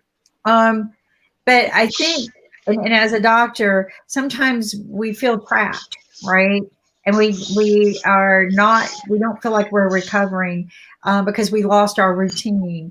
And this is where a lot of people are. And now there's so much uncertainty about going out into the world. So Dr. Sagu, in your facility, are there some common practices that you're trying to teach the people and that the doctors are talking about? Your camera looks really good today, by the way. It's very Thank you so much. Beautiful. Yes, it's very beautiful back there. But are there some common changes in common practices, or some things that you're recommending that people still do or don't do? There's big complaints. Nobody wants to wear masks because they feel like their oxygen's being deprived. Is there a better way we can wear masks? Just those kind of things. There's a lot of questions that keep popping up. Hello. Yes. Yes, Kim. It is very important. I was just listening to your tips by Dr. Shruti. Whatever she said, I think the combination of all the component is very important in this crisis time. There may be the combination of any type of your activity, whether it is a physical activity in form of yoga, whether it is a mental activity, like you're meditating, you're doing yoga, you're doing positive prayers. So all these things, what they are going to give you the positivity and your better immune system, better defense system. If you have a defense army within you with the strength, I think you can fight with the COVID-19 in the better way. So we cannot control the COVID-19, but yes, we can control ourselves. We can build up our immunity. We can build our defense system so that we can fight with this COVID-19. And I don't think there is any type of problem. Sorry, just hold on. I'm audible? Yeah, very audible. Very nice. Okay, just hold on. I think I would suggest one thing to all the viewers, and especially to the experts who would log into from the mobile phone. Before logging in, if they click on Do Not Disturb, they won't find any messages and calls, and they can concentrate on the video. Okay. Yeah, that's a tip. That's a tip. Just a tip. Yeah, Ankit's got good tips for this. So it's just that you just have to select Do Not Disturb, and then you won't find any pop-ups and drop-ups and calls. I mean. Yeah, I'm getting a lot of calls from the patients. That is why they are disturbing me. So let me quickly disconnect and reconnect it. Let me disconnect and reconnect. On my phone. Okay. I have the same problem on my phone. Here's something else that I found that whenever you want to use your phone for calls. Yeah. That will be helpful, I guess. It's a telescope, right? Mm-hmm. But what I like about this one, you'll appreciate this, is well, if you have a big bag, but for the most part, it will fit in my purse, right? Or I can clip it to the outside. I travel a lot, so this is as big as my purse will go because I don't want anything too heavy. But it's really good because I like it because any device will kind of fit the phone will fit in it really well. But I like it because it's a telescope. So if I have a desktop, right, I can put it on my desk. But it goes up to 4 feet. I know. And I think I paid And it's used for it, used like a stick. That's it? And Same. you can use it like a stick. handheld too, right? So you can. This is a very good device, and the same device I do have, because I need to record lot of videos for my patients' testimonials, and some corporate videos also being shooted by this device. It's a very good device. So we were talking about the common practices which we are doing right now. So all these type of the tips by Dr. Shruti, they were well taken. And now, because we have already experienced the lockdown of around 2 months, and a bit of that COVID has been controlled by that lockdown, I cannot say that the lockdown is used to prevent the spread. We cannot prevent the spread by the lockdown, but yes, we can buy some time to do other things by procuring your beds, procuring your ventilators, procuring your test kits, and procuring your other things, and building up your immunity, and let the environment be in favor of us to boost of our immunity also. So the God has also done a good job for us. They have cleaned the air, the Yamuna and Ganga, all the lakes in India, they are now clean. Everything is clean. So now, what are the practices? We have saved the lives, and this is time to save the livelihood. If we can lift up the lockdown, we can open up some economy, we can do some work, we can look after our patients also, we can look after our patients so that they should not be developing complication because of that disease. I think that is good. So in this time, the same formula is there. We need to follow all the things. A good hand washing is very important. Mask is very important, right? You have to have a good etiquette, cough etiquette. You have to cover your sneeze and cover by your elbow. That is very important. Prevent yourself and prevent others also. That is also very important.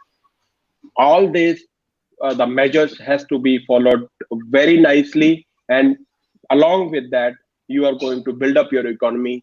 You are going to serve your country, you serve your nation, you serve your world, so that the economy can be lifted up also. So now everything has to be done in a good manner. No, and I agree with you. And like you said, you could not have said it better. Now that we've kind of saved our lives, it's time to save our livelihood. But do it smart, right? Just don't go out there and forget the practices we put in place. I truly believe that the lockdown was more about, like you were saying, isolating the situation so that we can get it under control, treat the people that have the severe cases, and learn about how we and understand it. There are still people who don't really understand what the COVID is. I don't think the researchers know everything about it. It's just, we're still learning. Yeah. And every day there's a new fact that is coming up. If you watch news also or something, it's like, whenever you start feeling okay, fine, something is maybe getting worked out, but still there's another fact by some part of the globe or country. So it is, I think, a work in progress. But as long as we can hold this thought in our mind that there will be a solution, we are getting close to it, or maybe we need to get used to this transition and start learning to live with such changes, because this year it's COVID, maybe next year that's some another challenge, not a disease but something else. So it has to, keep moving. It has to be That is why on the go. That is why there came Dr. Shruti and Ankit. So it is very important not to look forward for the vaccine. What is the vaccine? Vaccine is an acquired immunity, right? Yeah. And whatever you have, that is a natural immunity. I can understand that natural immunity cannot be specific, and your immunity by your vaccine would be specific to that COVID. But somehow we know as Indians, we don't have that much of severe complication of COVID-19 because we do have immunity against tuberculosis, we do have immunity against the measles, we do have immunity against the smallpox. So because of that non-specific immunity, if some part of that immunity is working for this COVID-19 as well, why not your natural immunity will work for COVID-19? Why do we wait for the vaccine to be developed, and only up to the time when this vaccine is going to develop, we would be under lockdown? I mean, this would be foolish to wait for the vaccine. Let's develop our own immunity.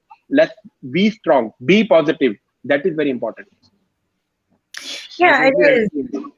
It is positive approach is the way we're going to get out of this situation. So many people are not positive right now, and the thing to do is just. A doctor one time told me, just start doing something, and you'd be surprised how much better you'll feel if you're moving forward. But if you sit there and wait and wait and wait, you're not going to feel better. You're going to get depressed. You're not going to sleep well because you're constantly. But if you just move, take baby steps if you have to. Right? Just step. You know, try different supplements, right? See how they react in your body, if they make you feel better or not. But if you're just sitting there and not doing anything, you're just going to feel worse. So positive movements, people. And, you know, if you don't know, ask a doctor. That will take phone calls right now. What did we say through the whole series? Stay at home, use your phone, call the doctor. You know, if we talk about the mental health, right? So if we are focusing on one thing, sitting at home, and yes, we can do meditation, we can do yoga, we can do a number of the mental exercises. But the best exercise is when you divert your mind to your profession. That is the best exercise. So when you start that type of the mental activity, that type of the mental exercise, I think the 50% of the fear of this COVID-19 will go. So why we are getting a lot more patients of the mental sickness right now? We don't have a physical sickness. We don't see much of patients because of the physical sickness. We are looking after a lot of patients with the mental sickness. So that is because they are away from their work point. They are being scary of their future. They are being scary. They are worried about the future of their kids, their children, and they are worried for their social security. They are worried for their financial security. So when we can fulfill all these securities, when we can provide positivity to the patients and all the people, they can go for their profession and they can divert their mind. I think that more than 50% of the battle we can win only by diverting their mind towards their profession. No, and that's one point. Do you think patients will accept whatever the problem they have, and then they can start preventing out of it? Because I think a lot of people are not accepting the issues or disease they have. They think that they can bypass and they can eat a lot of things and things like that. I mean, yes. You know, I mean, Ankit, there are a lot of things. I mean, you start ignoring some things also. You start ignoring your disease also. You are not controlling well there in the initial period. Now you don't want to go to the hospitals. You are not giving good care to your disease. You are not taking regular medications also, right? And when there is a lot of stress, in the stress you start binging your diet. You can start the diet binging. So that will again you're going to invite the bigger pandemic, that is obesity. So we need to think all these things. Yeah. Thank you. Thank you for saying that. Absolutely. There are bigger pandemics and other things to worry about as well. And not that we want to worry the world about all of these things at one time, but if you're taking control of the situation now and doing some of the few things that we've been talking about, you avoid all the other pandemics. Like, you know, when Dr. Yu said, you know what, because I guess last week we were talking about all of these things. And you know what, Dr. Yu, I want to tell you something. You know how you guys, last week we were talking about chew your food more? Yeah. I started doing that. And I actually, eating etiquette. So that is very important. Yeah. But here's what happened. So I started turning on music. I normally I never watch TV while I eat, ever. You know, I prefer conversation, but put background music on, right? So I had the music and I started chewing. I was conscious. I froze. But here's what happened. The food tasted better. I enjoyed it. Yeah, that's good. It's true. It happened. But maybe I will, eat less. I don't eat a lot anyway. People fuss at me because I don't eat a lot, but I still put on weight. But I started thinking, now maybe I kind of put on weight, even though I exercise and do all these things. Maybe I'm not chewing the food right, like we were talking, right? I'm not drinking water at the right time of day. So I'm changing the way I do things. I feel better. Yeah. But chewing that food, it was just So enjoyable. it's not bad to make your food your friend. Yeah. Talk to your friend. Talk to your friend. Your food is your friend. Talk to your friend. And how can you talk to your friend? Only by chewing. Chew your food. Yeah, chewing your food is always talking to your friend. Fully you are concentrating on your friend, on your food. So that is the best practices while eating. That is the best eating etiquettes. And the flavors, enjoy each flavor. Now, Sundays, I never had a problem doing that on Sunday morning for whatever reason. I butter each bite of the biscuit. It's just slow eat, but why wasn't I doing this every day? So yeah, I've taken what we talked about last week and I've put it to practice because I felt it important. I meant to ask Rakesh before he left if he turned off the TV while he ate, because he was like, I'm turning that TV off. Because too many people, they do that. They try to cram in too much stuff at one time. And so, TV can be really bad. Tune out the advertisements, way too much junk food being advertised and, all the bad things for us. So what else do you have that you'd like to share with us about our healthy habits? Yes, and the eating etiquettes we already discussed about the how to eat, when to eat, what to eat, and what not to eat. So if we know all these things and when to drink and how much to drink, if we know all these things, I think more than 50% battle we are going to win against the obesity as well. Yeah. Right? We discussed about the timings also. You have to be very much disciplined for your eating, your timings of the eating. You have to be very much disciplined for your sleeping as well. You have to be very much disciplined about your physical activities. You have to modify your lifestyle also, because stretching of your muscle always they releases some hormones, so that take away your stress, that take away your hunger, right? So doing some exercise is very important. You can start with the low intensity exercises, then slowly you can go with the strengthening exercises or the weight bearing exercises. So combination of these all type of the things, your diet habits, your lifestyle modification, and your awareness regarding your food, regarding your health, regarding your physical health, and regarding your mental health, that is very important. No, it is. I mean, these are all the things that we should be conscious of that we tend to forget. They sound like common sense, but they're not, I guess, because we get in a hurry and we forget to apply just the basic things. Another thing we were talking about today is wearing the mask. So many people don't want to wear the mask. They're not conscious about other people. They're more concerned about themselves. And one of the things we talked about is scenting the mask so that it smells better, right? A lot of people are like, I can't breathe in it. It's, I think there's a proper way, and a lot of people just are not wearing it properly. Am I right? Yeah. So for the normal people, I think the cloth mask would be better. So they can wear the cloth mask, because the cloth mask that can absorb the things.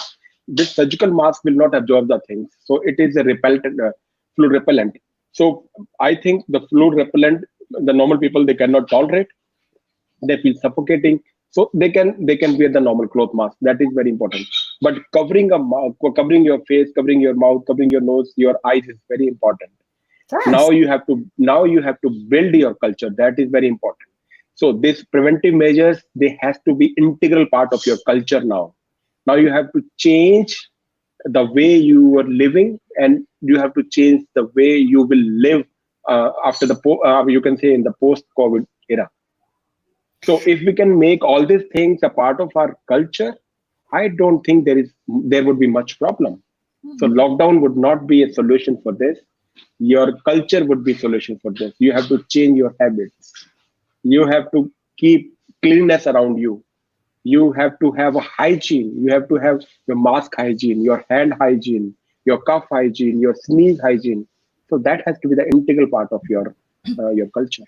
And you know, we've taught to do this when we cough or sneeze. Yeah. And again, this is what I tell people: it's not going to prevent it 100% from spreading, but it does contain it. It does do. At least you can cover your cough, your sneeze with your elbow, right? So that you can wash.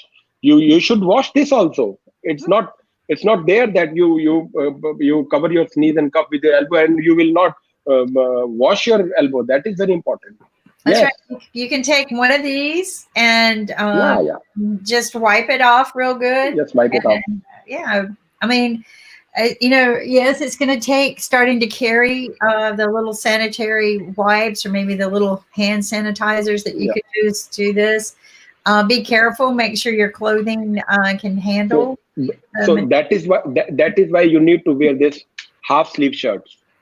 Don't wear the full sleeve shirt so that you can wipe off with the sanitizer. So wipe it with the sanitizer. Yeah. If you have a cloth over there, I don't think you can wipe it with the sanitizer. That you have to wash, but you will wash in the evening when you will go home. So that is why you have to wear the half sleeve shirts and clean or wash your hands till your elbow. That is very important. This is the area you have to wash till elbow. Well, that's very smart too. I'm not one. I don't like to wear a lot of short sleeve clothes, but I'll figure it out. I'll figure it out. You know, like Nick, you know, he'll carry probably Lysol spray and spray everything.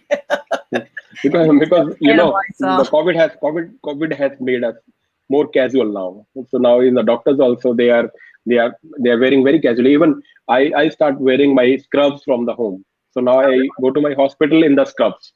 So then we can change the scrubs in the hospital also. Again, we can wear the number 2 scrubs, but from house we are going with the scrubs, so that if there is any the spoiling of your hands, you can wash it properly, you can sanitize it properly. And one thing which we ignore, I think we should start, if we are not doing, sanitizing the car also.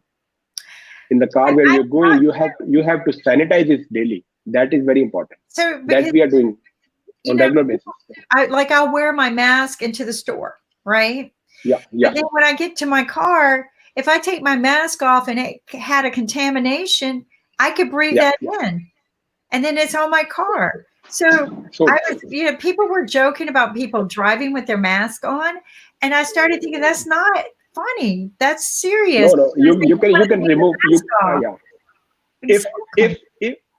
If you are single traveler, say no to your driver. I don't think you need a driver now. You sit in the car and you travel, please, only one person. If one person is traveling, I don't think in the car there is any need of mask. You can remove your mask, you can keep in the car, right? And you can put on your AC also. But if you're 2 persons in the car, you have to wear the mask also, and you cannot turn on your AC. You have to go with the AC off. So I think one person should travel in the car, and the car has to be sanitized daily. That is very important. You have to treat your car as your office. While in the office, we are cleaning our table, we are cleaning our sofas and chairs and floor and the handles and the doors, everything. So in the same manner, you have to sanitize your car daily. So you know what we're going to have to go to? We're going to have to go to autonomous driving cars. Inside the sun, right now it's 44 degrees in Delhi, and if you put the car right inside right at the sun, so can it be automatically? No. Sanitize. The virus don't have any effect of the temperature. Please. Okay. The temperature will not going to kill your virus. This is your sanitizer. You take 1% of sodium hypochlorite in the spray, pump it properly in your car daily. Sanitize it with the help of 1% sodium hypochlorite. That is very important. Sun is not going to sterilize your car. I'm not using my car daily. I use it just twice a week. So no, you can do if you are frequent travelers. If somebody is also sitting in your car, or you're carrying something in your car, I think on the daily basis you should spray it. You can spray while reaching at your office, because you would be there in your office for 3-4 hours. So you before going to your office, you can spray the car, and when you will come after 3-4 hours, it will be okay. Okay. So, I've been working with other physicians and people who need PPE equipment. I'm trying to make people connect resources because our president doesn't seem to know how to do this. So when somebody says they need, they ran out of PPE, and I know somebody who might have it. But so I'm going to share with you something, because you're talking about, we're going to have to do better eye protection. I just want to get your opinion on. Let's see if this shares right. Can you see this? Yeah. Can you see this? So is this the proper maybe kind of goggles we can go to for, especially for people like me who might need to wear glasses sometimes? I know that there's all kinds of eye protection in the medical field, but I mean, do you think that, because these aren't that expensive, they're expensive, but they're not that expensive, but there's the shield, right? And I see a lot of people wearing that, and I think it's very important to wear the hair.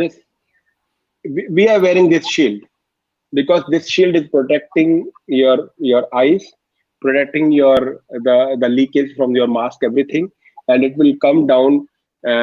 It is beyond your chin. So I don't wear the goggles in even the OR also, during my surgery also. I usually wear my screen. I think I would like to show you my pictures here. Okay. I don't know if I can share here my pictures wearing this. All right, let me stop sharing so that you can share. Hold on. I'm going to stop sharing so you can share. But I just kind of wanted to get a feel for what your opinions were, because people are wearing the big shields now with hair cover. People were asking yesterday, how do we ever get back on an airplane again? I mean, and I have to agree. I don't want to be sitting on an airplane crammed in anymore.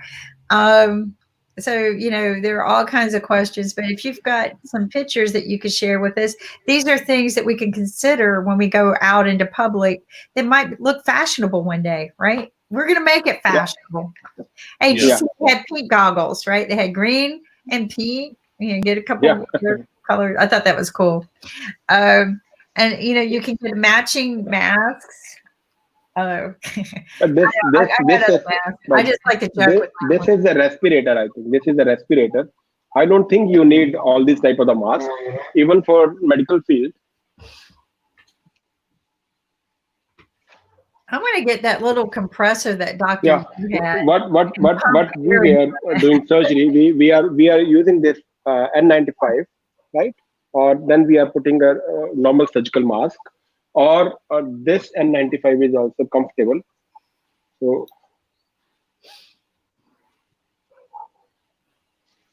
this is also comfortable mask. I like that. So these two masks, they are the good enough to wear on. But during surgeries, what we are doing, we are wearing one extra mask also on that. So I think Ankit can share my pictures in that. Do you have my pictures, Ankit? If you can do the share screen, then only I can share it. I mean, there's an option called share screen right at the bottom. If you can click and share it, then I can put it live. I don't think I have. Are you using a laptop or mobile phone? No, it's a mobile. So mobile, we have picture. Yeah, I don't think in mobile I have any option to share my screen. So maybe mobile they don't have an option because it's limited. Yeah, mobile don't have.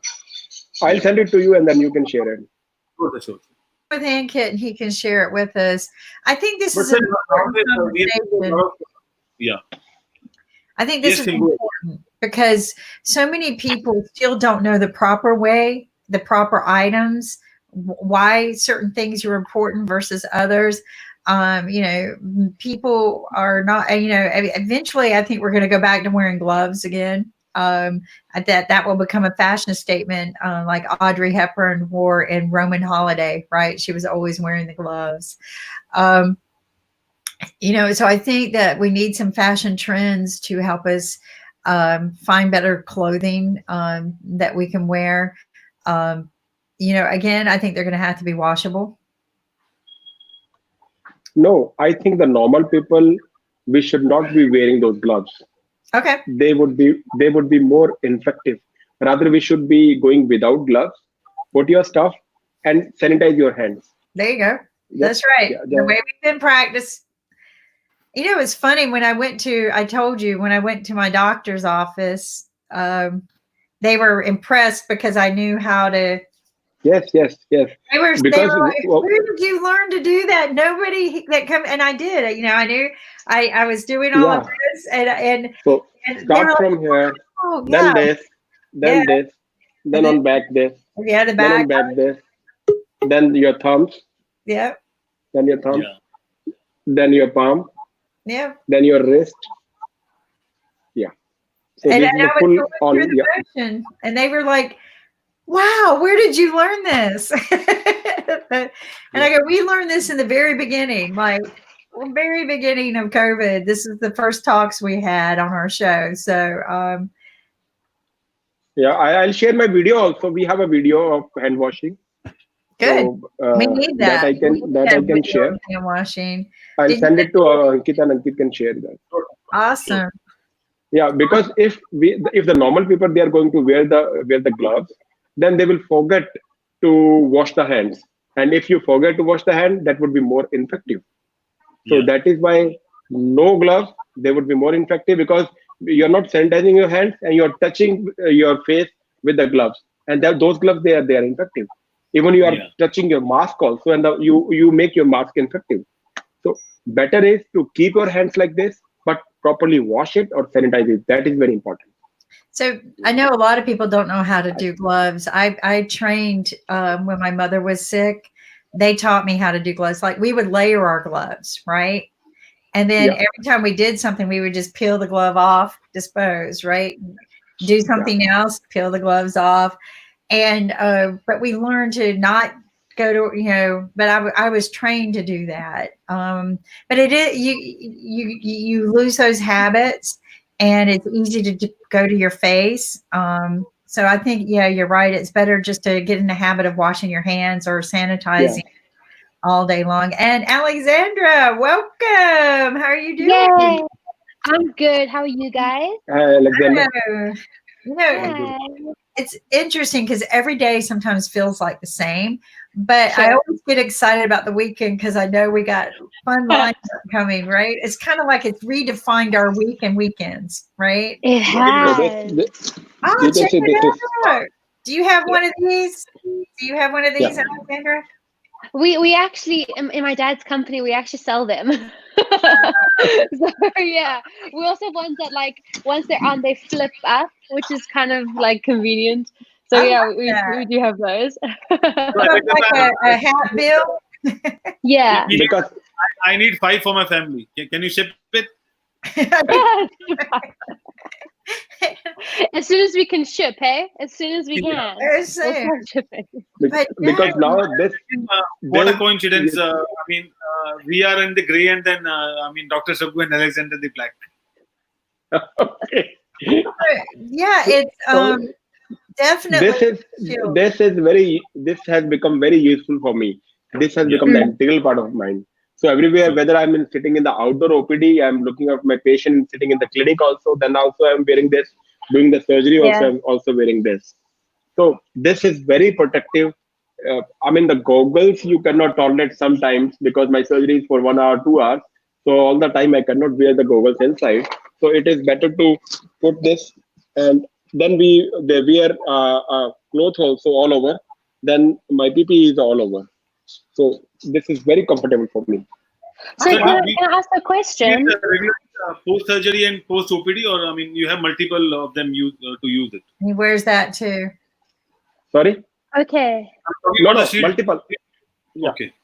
Shield actually, the one shield is only for 1 day. So then the next day we wear another shield. And this shield can also be sanitized. So every hour they are going to sanitize this shield also. Okay. So it is. I actually have a question. because because we obviously sell that product, and then we also sell the reusable face masks, and so you can wash them and they're all sanitized. But I've seen a lot of people walking around in the shopping malls just wearing the shield and not the actual mask. Is that, I mean, I don't know, is it not a good thing? Because I'm guessing if somebody sneezes, it can still get in and around, and you still want to protect. Am I right? So I don't think we need a shield for the normal people in the mall. Right. The mask is more than sufficient, and Sure. everybody is, I think, having frames. So you can wear the normal frame also. 0 number you can wear so that you can protect your eyes. And the Right, mask is yeah. very important. What is the what should be the integral part of your life is your hand washing, your hand Yes. hygiene, your mask. That is very important. And your cough and your sneeze etiquette. Yeah. I think that's very important. Thank you. Yeah. No, I think so too. I think, we need to, make some common sense practices. And, it'd be nice to have a shield like that we could wear if we need it going somewhere. I like it. I like the way it's shaped. Alexander, you said they got them that pop up. Yeah. So because we're an essential service, because we supply sort of cleaning products, chemicals, hand sand. We've been doing it we're turning 21 this year. My dad's company is turning 21.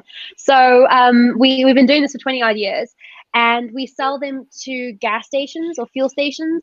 So guys that are working literally on the front line, and they have like the branding across. So they've got the fuel station name across, and they pop up when they need to take their mask off, whatever. And it's all right here. So they're not touching, they're not like going underneath and they're fiddling. They're literally just flipping it when they need to, and they're flipping it down, which also is important. And we're obviously, I've come across a lot of people, because I help out in the business every now and then.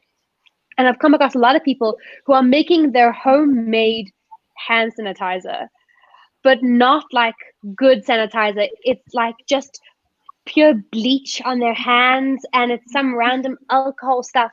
And it's just, I hear this and I think, you're going to like destroy your skin. You're gonna kill your skin. You really have to go to the bathroom, take a bar of soap, wash your hands, use hand sanitizer on the go, but then go back in, wash your hands every hour, whatever they suggest. So it's just surprising how much misinformation is out there. So better is to trust your soap and water. That is the best sanitizer. Yeah. Because that you can use, and that will not dehydrate your skin also. Yes. All type of sanitizer, because every sanitizer is alcohol based. So whatever is alcohol based, they are going to dry your skin also. So that can damage your skin also. I think soap and water is the best method to clean your hands. Yeah, agreed. Yeah. Thank you. And Dr. Also, whenever we use a sanitizer, we have to stay away from fire for maybe for an initial couple of minutes, because yes, for 2-3 minutes. Because alcohol is inflammable, so there can be inflammation or something. Yeah. So you should be away from all these things, and you should also dry it properly. It should be dried properly. Yes. So the sanitizer is only for the things when you are sitting in the car. You just sit there and. Yeah. So I think it's time to go now, because Dr. Tula is there, the more experienced person. You're welcome, Dr. Tula. You're most welcome to be with us, sir. It's not that I come, you go, sir. Seeing you again. I miss seeing you guys when you don't show up. So I'm so happy that you're still coming and watching and being a part of our show and sharing the wisdom that we need to move forward, common sense wisdom. But when it comes from a doctor, people believe you and take that in better stride. And like you said, we don't need those chemicals. We can just use soap and water, and just be common sense. Don't panic. Yeah. Oh, good evening. I'm watching you live from Ghana. Well, hello, Eric. Hey. So isn't this great? I mean, we had calls from people all the time, or messages from people all the time, from the UK, from everywhere. It's awesome that we have grown this way. But Alex, I want to share something with you real quick. I think the fashions are going to Sorry, Kim, I'll take your leave now. Okay, thank you, Dr. Yeah, so tomorrow I think we have a show at 8 o'clock Indian time. Oh, that's right. So we would be, we would, sorry, 8:30, okay. 10:30 with Dr. Sagoo tomorrow. We look forward to it. Thank you, Dr. Sagoo. So, 10:30 tomorrow. So we would be talking about how the obesity has ruined all ages, from womb to tomb, from the uterus, inside the uterus, from the tomb. So womb to tomb, obesity has, ruined the life. How we can protect ourselves, how we can be free of the obesity. Thank you so much. I appreciate it. Thank you so much, and we look forward to seeing you tomorrow at 10 o'clock. Take care. Bye. Bye. It's so fun. And Alexander, you've got a show tomorrow. You're here real quick, and then we'll get to Dr. Tulo, because we're here about the medical part of it. But I want to share with you something really quick, because I know you will appreciate this. The fashions, I think, are going to have to change. I'm still believing in the hoop skirts, right? I agree with you. But let's see if I can get this. I don't know if this is the right one. We'll see. Here we go. Do you see this? Oh, Audrey Hepburn, Roman Holiday. Yes, I just watched it this week. Oh my gosh. It's that movie that makes you feel good, right? I cry at the end of it every time. Yeah, really? I do too. And here's the thing. She's pent up, driven every day, the craziness that drives her crazy, and it just one day changed her whole life, her attitude, and it brought her back to where she needed to be, right? Where she needed to get back to the rituals. But look at the attire, right? Yeah. Big skirt. I wish I had the full thing, but it's been very hard for me just to find this. But look at the gloves. I know we're told not to wear the gloves, but I think nothing wrong with getting back to wearing some classic gloves, right? Totally. I love it. But the dress, I've always been fond of this dress style and everything. But it's the big wide dress, right? So people stay your distance. Yeah. Stay away. Stay away. But just listening to her when she went through that depression moment, the breakdown, that's what people are kind of going through right now, right? Doing a lot of things they don't want to do. They're not able to do the things they want to do. And that happens to all of us, but we're all doing it at one time. That doesn't happen, right? That's never happened in the life of the world, that where we're all locked. But I had to share that with you because I knew you'd appreciate it. No, you know me. Yeah, share with us your Sunday show real quick. Yeah, okay. So Sunday is a bit of a business/music theme. And I like to sort of theme these weeks, and what I've gone for is musicians that also have a company or a business on the side as well. I like to still think of being in the music industry as running a business, because you have to have a business mind on, but having that business on the side is still quite impressive. So firstly, I have a really cool guy from South Africa who has been my mentor since I was like 8 years old. I've known him for years and years and years, and his name is Adrian Ziller. And he's been in the industry. He is one of the go-to guys. He's a bassist, guitarist. He's a bit of everything. Has a home studio, just has done it all. And he also owns this really, really fantastic, successful business on the side. He actually owns several. So I can't wait to just talk to him about balancing the two, how the two are sort of blended as well. And then we've got two guys from the States, both from Nashville.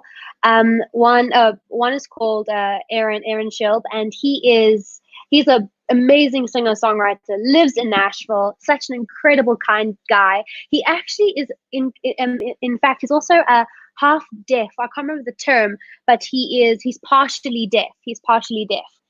And he still has this incredible career, has released music, and also runs a writers round called the Nashville Tour Stop, which has just slowly, and I was there in the beginning, has just grown and grown and grown, and is now one of the go-to events in Nashville. So I've actually been on a few of those rounds, and he's really, really cool. And then the guy next to him is Craig Lackey. Now, Craig is one of those really cool dudes, also lives in Nashville. I met him at a Riders Round as well. I was performing at a spot called the Crying Wolf. And at the Crying Wolf, there is a weekly Riders Round called Song Nest Live. It happens every Tuesday. And I was lucky enough to be put on one of these rounds, and I met Craig there, and we actually then got to write a song. It's a really, really cool song called Me, Myself, and Dr. Pepper. So he's one of those really cool, quirky, old blues, old traditional country singer-songwriters. And so he's coming on. He runs that Riders Round. He runs Lucky Palooza. He has written with some of the biggest stars, writing singles for like Tim McGraw, like crazy things. So he's on. And then last but not least, I have my dad. I've got Andre Sneeman, who is a business owner here in South Africa. And I thought he'd be a cool add-in because he has 2 daughters in the music industry. And he also started out in the choir. He has played music for years, and obviously also is invested and involved in my career, my sister's career. And of course, he's running a company during lockdown in South Africa. So it'd be an interesting take on what I'm interested to see what he says about the combination of everything. Very handsome. You got a handsome family. Your mom is beautiful too. So thank you. Yeah. Guapo, as you say in Spanish, guapo. Yes. I ain't no typical girl. I ain't no typical girl. I ain't cheerleading while the boys play ball. I ain't no typical girl. I wanna be right there in the middle of it all.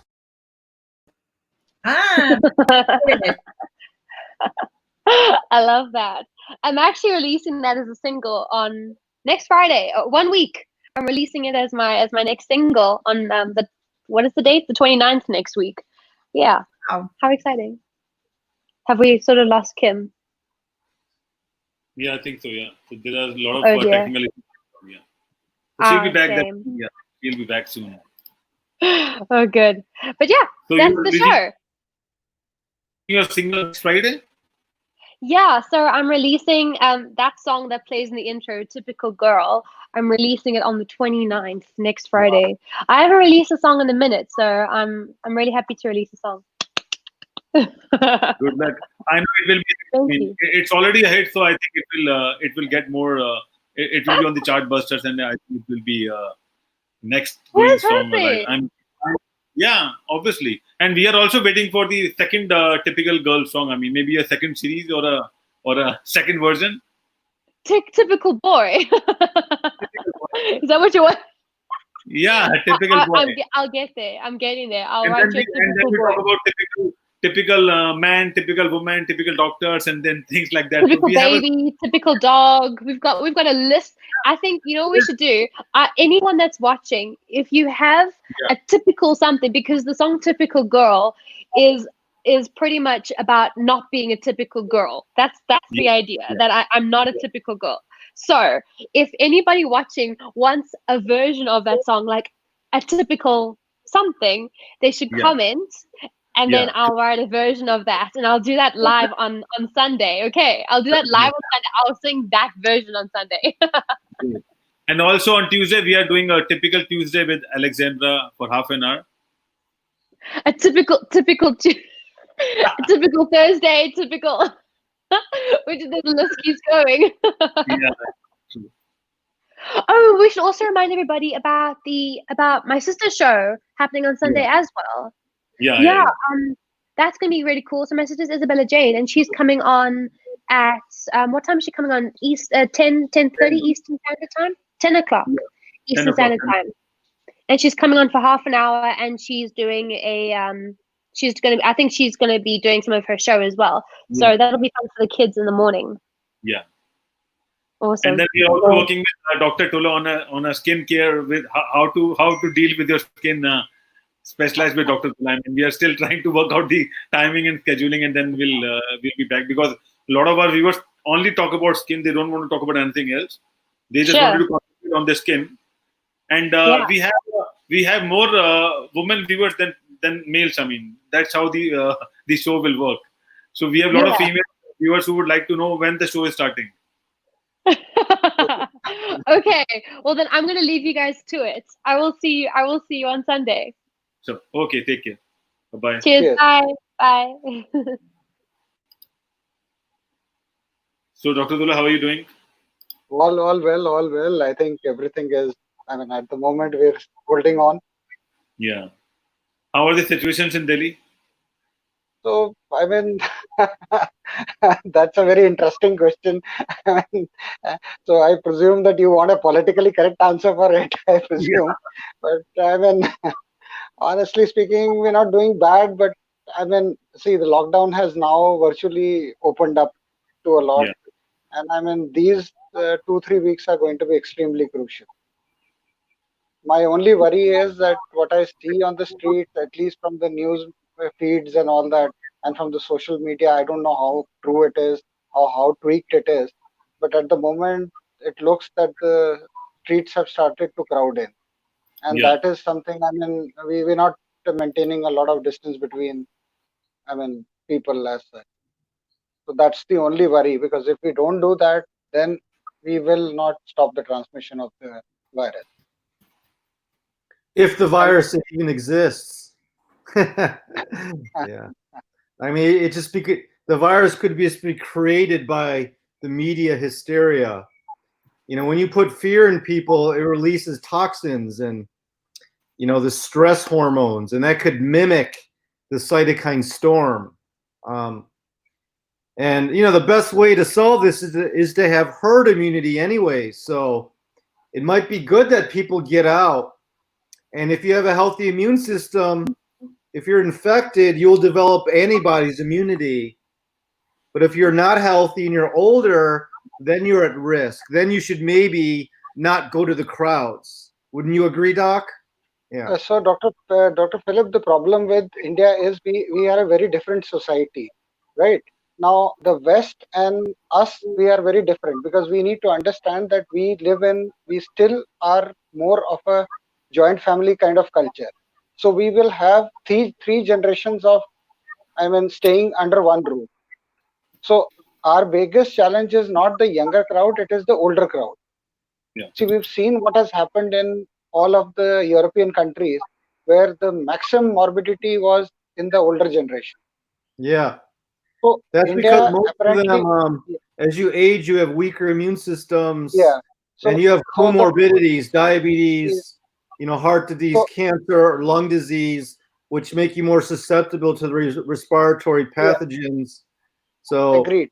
So the yeah, I challenge mean, where you know, if this is more scalable, a solution is if we give our elderly population umbilical cord stem cell infusions, those young umbilical cord, you know, cells can help immunomodulate weak immune systems through, because they have natural killer cells, they have T cells to boost the immunity, but you know, it can be very expensive to do that. Most people cannot afford it.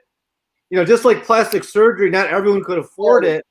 It's a luxury, but those who can afford stem cell therapy, they should do it. Yeah.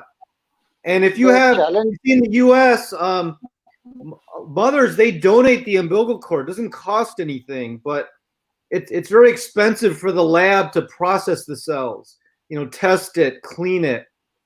But if we could scale it and bring the cost down, I think we could make stem cell therapy more available to a broader population. Yeah. So the problem exactly is twofold. One, of course, that we are not a very great rich country where, I mean, honestly speaking, our priorities are very different from the Western nations at the moment. Even the government is trying the level best. I mean, because see, we've had a double whammy. One, our economy was not doing great earlier also, and with the virus, the economy has gone down to the dumps. So we have got a double whammy. Then you have seen that we have been ravaged by one of very severe typhoon in the eastern part of the country also. So that has also, I mean, added to the misery of whatever we are going through. So apparently there is a huge population that is also a burden on us. So we and fortunately or unfortunately, we are not like China. So we are a democracy. We are not a dictatorship government where, I mean, the government can just bulldoze us into doing whatever they want to. So that's again a challenge with a country like India. We need to understand. So there are a lot of challenges with us. Honestly speaking, I mean, we have our own problems. So we need to tide away with these problems. I mean, we'll have to find some middle way in between. My only concern is with the geriatric population, because we need to understand immunity might not be an issue with us, because that we have seen over a period of time. The virus, at least the virus which is present in India, is presuming, I mean, we are presuming that it is not that lethal, or it has lost its teeth in India, maybe due to the immunity status of the Indians or whatever, or maybe the virus has mutated, or whatever reasons, or the strain which has come to India is not that. I mean, I'm presuming that this is the scenario. Now the problem is not with the younger crowd, it is with the older crowd. When we have 3 generations staying in, it is quite possible that the youngers will start infecting the older. And that is the biggest challenge in our household. Yeah, but that's true for any infectious disease, influenza. You know, it's an inherent risk. So, and you can't just quarantine your family members for months on end. There's a lot of psychological damage, and that causes more, harm to your body, not having socialization. So yeah, I think there's a balance. So we are trying to, I mean, the government is also trying to, I mean, open up. They've had a strategy with what they're doing is they're putting certain kinds of barriers to certain areas where there are more infections, right? So they are easing out. I mean, they are trying to ease out. In fact, we have travel, I mean, air flight resumptions also starting from 25th of this month. I mean, they are all domestic flights only. They're not yet starting the international operations. But there are a lot of things opening up. There is a catch-22. I mean, we need to understand that, of course, there is an herd immunity status which has to develop. There is no doubt about it. We need to take, I mean, so it's a mixed bag which we are suffering from. Unfortunately, what do you feel about Bill Gates's agenda? He wants to develop this coronavirus vaccine rapidly without any safety testing, no animal studies. I know he did a lot of polio vaccine work in India and Africa, and there were some children who died and they actually got worse. What is your opinion on the vaccine agenda, at least for Indians? See, for Indians, at the moment, the mortality rate is not very high. So if we look at the figures, I mean, if I am presuming the figures are right, because there's a big if also in that. Yeah. Because what happens is that states generally have a tendency that they may not give out the right data also. So there is a catch there also. But what if I presume that the figures are right, then the mortality rate is not very, high. So that proves that inherently we have some kind of immunity against this virus. I mean, whether that is immunity, whether the strain of the virus is not that virulent, I don't know what it is, but apparently the figures are not showing too much of mortality. Yeah, so, there's a lot of factors. That being said, if the infection rate is not high for India, that would not justify risking the side effects of these vaccines. And yes. By the time they develop it, 18 months later, the virus will have already mutated, rendering that vaccine useless, because there's a lot of harmful adjuvants in the vaccine: thimerosal, formaldehyde, mercury, aluminum, blood parts from animals such as cows, and that's a very sacred animal in your country. You don't want to be injecting that in you. Aborted fetus parts. So yeah, I mean, if your population is why mandate this vaccine, which may have a lot of ethical issues, one, and it may cause more harm than good, and it can affect your DNA and RNA and affect further generations. Yeah. So I think at the moment, India practically is not looking at a vaccine in the near future. Good, I don't know. I mean, even if they are able to do something, it's going to take time. India is not the first on vaccine. I am very sure on that, because it's going to take a lot of time for the vaccine. Even if some country, presumably the West, is the first one off the blocks, I'm presuming that they will be the first ones off the block. So it's going to take time for that vaccine to develop and come back to India, and then for mass consumption, it is not going to be easy. So maybe I think there's a lot of it's going to factors take time. why there's an infection rate is lower in India than the U.S., such as in the U.S. everyone has access to the news, and the news tends to overblow things, a lot of negative things. Yes. Oh, Yes. 5% of people are going to die. We're going to have a second wave that causes stress. So more people, they get sicker easier.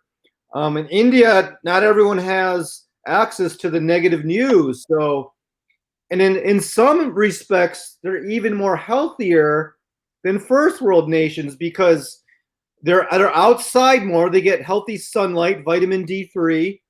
A lot of them, they walk on the ground barefoot, so they're grounded with the Earth's positive electromagnetic field. They're getting positive electrons in their body. First world nations, most people, they wear shoes and socks. They never walk on the ground or beach or grass barefoot. They got a lot of inflammation. They got too many positive inflammatory electrons in their body. They don't get grounded, and we overeat. Too much processed foods, calories, saturated fats, carbohydrates, sugars, processed. So the average American has a lot of autoimmune disease because of poor lifestyle, where, not as well off countries like India, South America, Africa, in some ways they are more healthy because fasting is very healthy for you. And a lot of people, they can't afford more than maybe one meal a day. Sometimes they don't go for days, but fasting actually is healthy. Now, I know you do need a minimum amount of calories, but they're not overfeeding, causing these obesity and other, lifestyle-related diseases. That could be one factor. And I know the Indian diet is a lot healthier than the American diet. There's not really access to fast food. There's a lot of healthy, lentils and, maybe some healthy meats, probably, hopefully organically grown. The animals are not injected with antibiotics like here. The animals are raised free range. I'm sure they have more access to healthier plants and, some fruit diets. So I think these all could be factors. Yeah. There can be, because see, what has happened is India is also divided into two parts. One is the rural India, which is the majority, and then we have an urban India. Now the urban India is typical. It's going the American way. So, and then you're going to urban is more, so it's going the typical American diseases, American way. Obesity, diabetes, heart disease, cancer on the rise, right? Yeah. In it is the India which is in the urban area, right? The rural India still does better because one, they're working hard for their living, so their physical activity still is good. They're still out in the sunlight. They're taking advantage, because you will be very astounded to know that in urban India, maximum people have vitamin D deficiency. Now, can you believe it? In a tropical country like India, whereas there is excess of sunshine, you're having vitamin D deficiency. So this just tells a story, because we're not exposing ourselves to the environment. So we go from the house in tinted cars right to the office, which is again, and then we come out in the late evening, so no exposure to sunlight at all. And then you have artificial light from your computer and phone. Yes. Right, and then that light is not healthy for you, and it's not going to stimulate the right hormones. Like if you get sunlight in the morning, like the sun gazers, right? The yogis who gaze in the sun at sunrise and sunset when it's orange, when it's safe to look into the sun, and they get it. That photo biomodulation transfers into ATP energy, and sunlight activates your pineal gland in your brain in the morning, and it activates your melatonin so you can sleep. And obviously, when it hits your skin, it makes vitamin D3. So yeah, light is the basic nutrient So everyone this needs. is, Dr. Philip, this is typical of all countries who have their own system, indigenous spirituality system or system of their own medicine, right? Yeah. Even if you look at the Chinese medicine, I mean, there are lots of positives in that also. It's not all negative about China. I mean, let's be pragmatic on that. I mean, if you look at their ancestral system, it's a beautiful system. Even if you look at the Japanese, I mean, system, there are a lot of positives in these systems also. So, I mean, of course, I mean, we need to, I mean, understand that every country has its own evolution way, and I mean, that's what it is. So every country, if you look at their own indigenous systems, they have all positives. Over a period of time, they have deflected and gone. I mean, of course, the Western medicine has taken over, and there is no doubt that it is a good system. I'm not criticizing the system, but apparently we need to understand there is a balance between them. Yeah, we if need you to have balance out. too much technology in medicine, business, everything, it can be a detriment because we are mammals by design, and we're getting away from our ancestral roots. Farming is good activity. When you farm, you're more connected with the earth. You're raising crops organically without any pesticides or Roundup, which is DDT. It's a carcinogenic chemical, right? You're more connected with the animal kingdom. You're raising chickens and other animals, but now they're all in a factory farm, right? Mass produced, crowded, unhealthy spaces for these poor animals. If you're a hunter, you go hunt. If you are a meat eater, it takes exercise to go hunt your food, and you do it for game, not for sport. But now everything's processed. The meat is processed, shot with antibiotics, mass produced, and that's why we're getting all these, I call them technological terror disorders, and then the artificial light from our computer screens, it activates the brain, you can't sleep.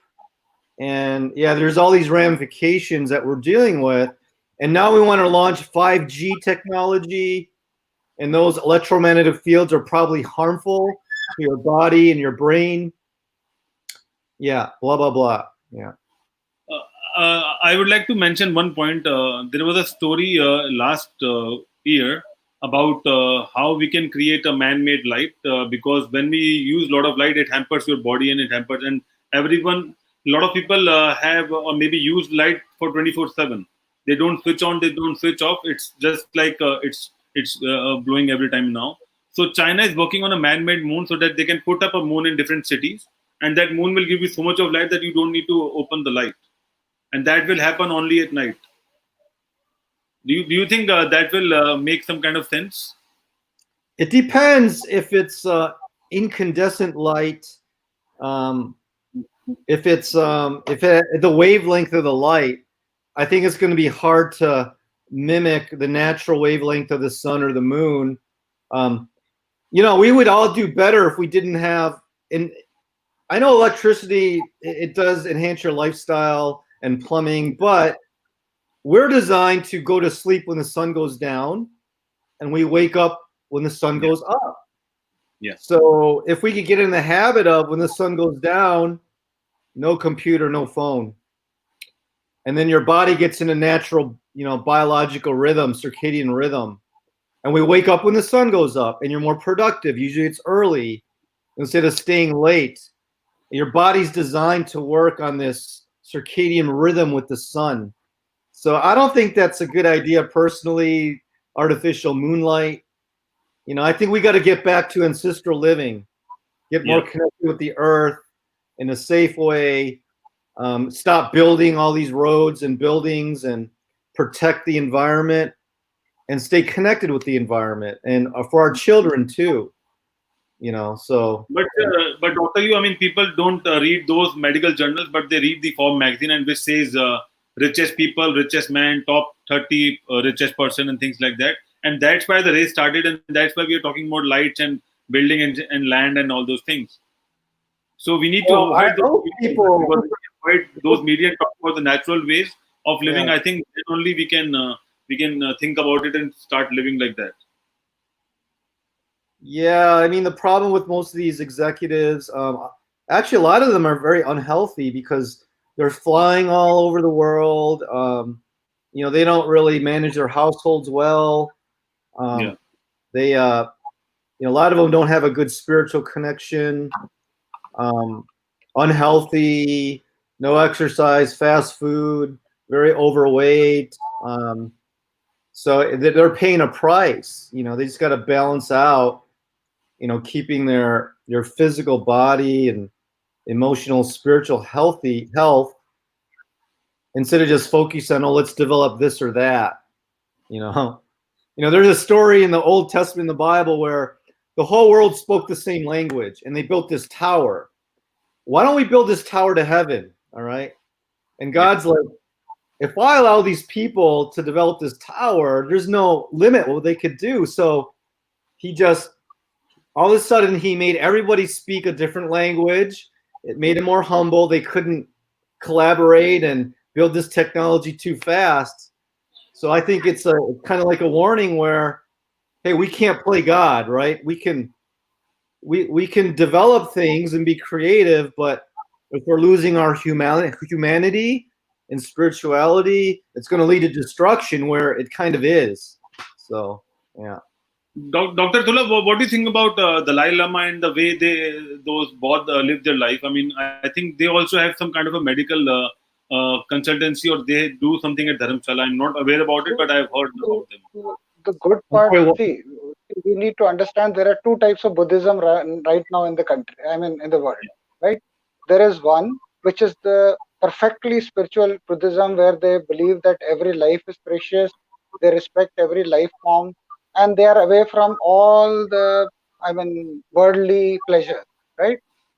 So I was also very interested. I've read a lot about Buddhism as a religion. It looked very, very sacrosanct, and it looks very. You realize that they have a spiritual bias of letting go of everything. But then what I see around in certain countries is a different kind of Buddhism. For example, you have countries like, thoroughly Buddhist countries like Sri Lanka, right? You have a thoroughly Buddhist country like Myanmar, right? Now, their Buddhism concept is not coinciding with the concept of real Buddhism. So they have, changed their Buddhism to suit their own political design. So that is the problem there. So we need to understand that, politics and religion are very different things. We do mix them a lot, but unfortunately, that's not the way it goes around. So, if I were to go with the Dalai Lama, his concept is very different. His Buddhism is very different from countries like Myanmar or Sri Lanka. And you can understand where I'm coming from. Because, see, despite China doing a lot to him, he still has positive words for China. Yeah. Despite whatever happening, see the kind of, it requires a lot of heart to be forgiving like he is, right? So, you remember way back, some years back, there was an uprising in Tibet, and the Buddhist monks hit the street and they started bashing up the Chinese people living in that area. So the Dalai Lama was the first one who, woke up and said that this is wrong. He, in fact, chided his followers not to do this and told that you're not being a real Buddhist if you do this. That is something out of the world. Really, honestly speaking, if you look like leaders like these, they think very differently. Yeah, just like But Gandhi. look at the other countries. Just like Gandhi with his peaceful demonstrations. So Yeah.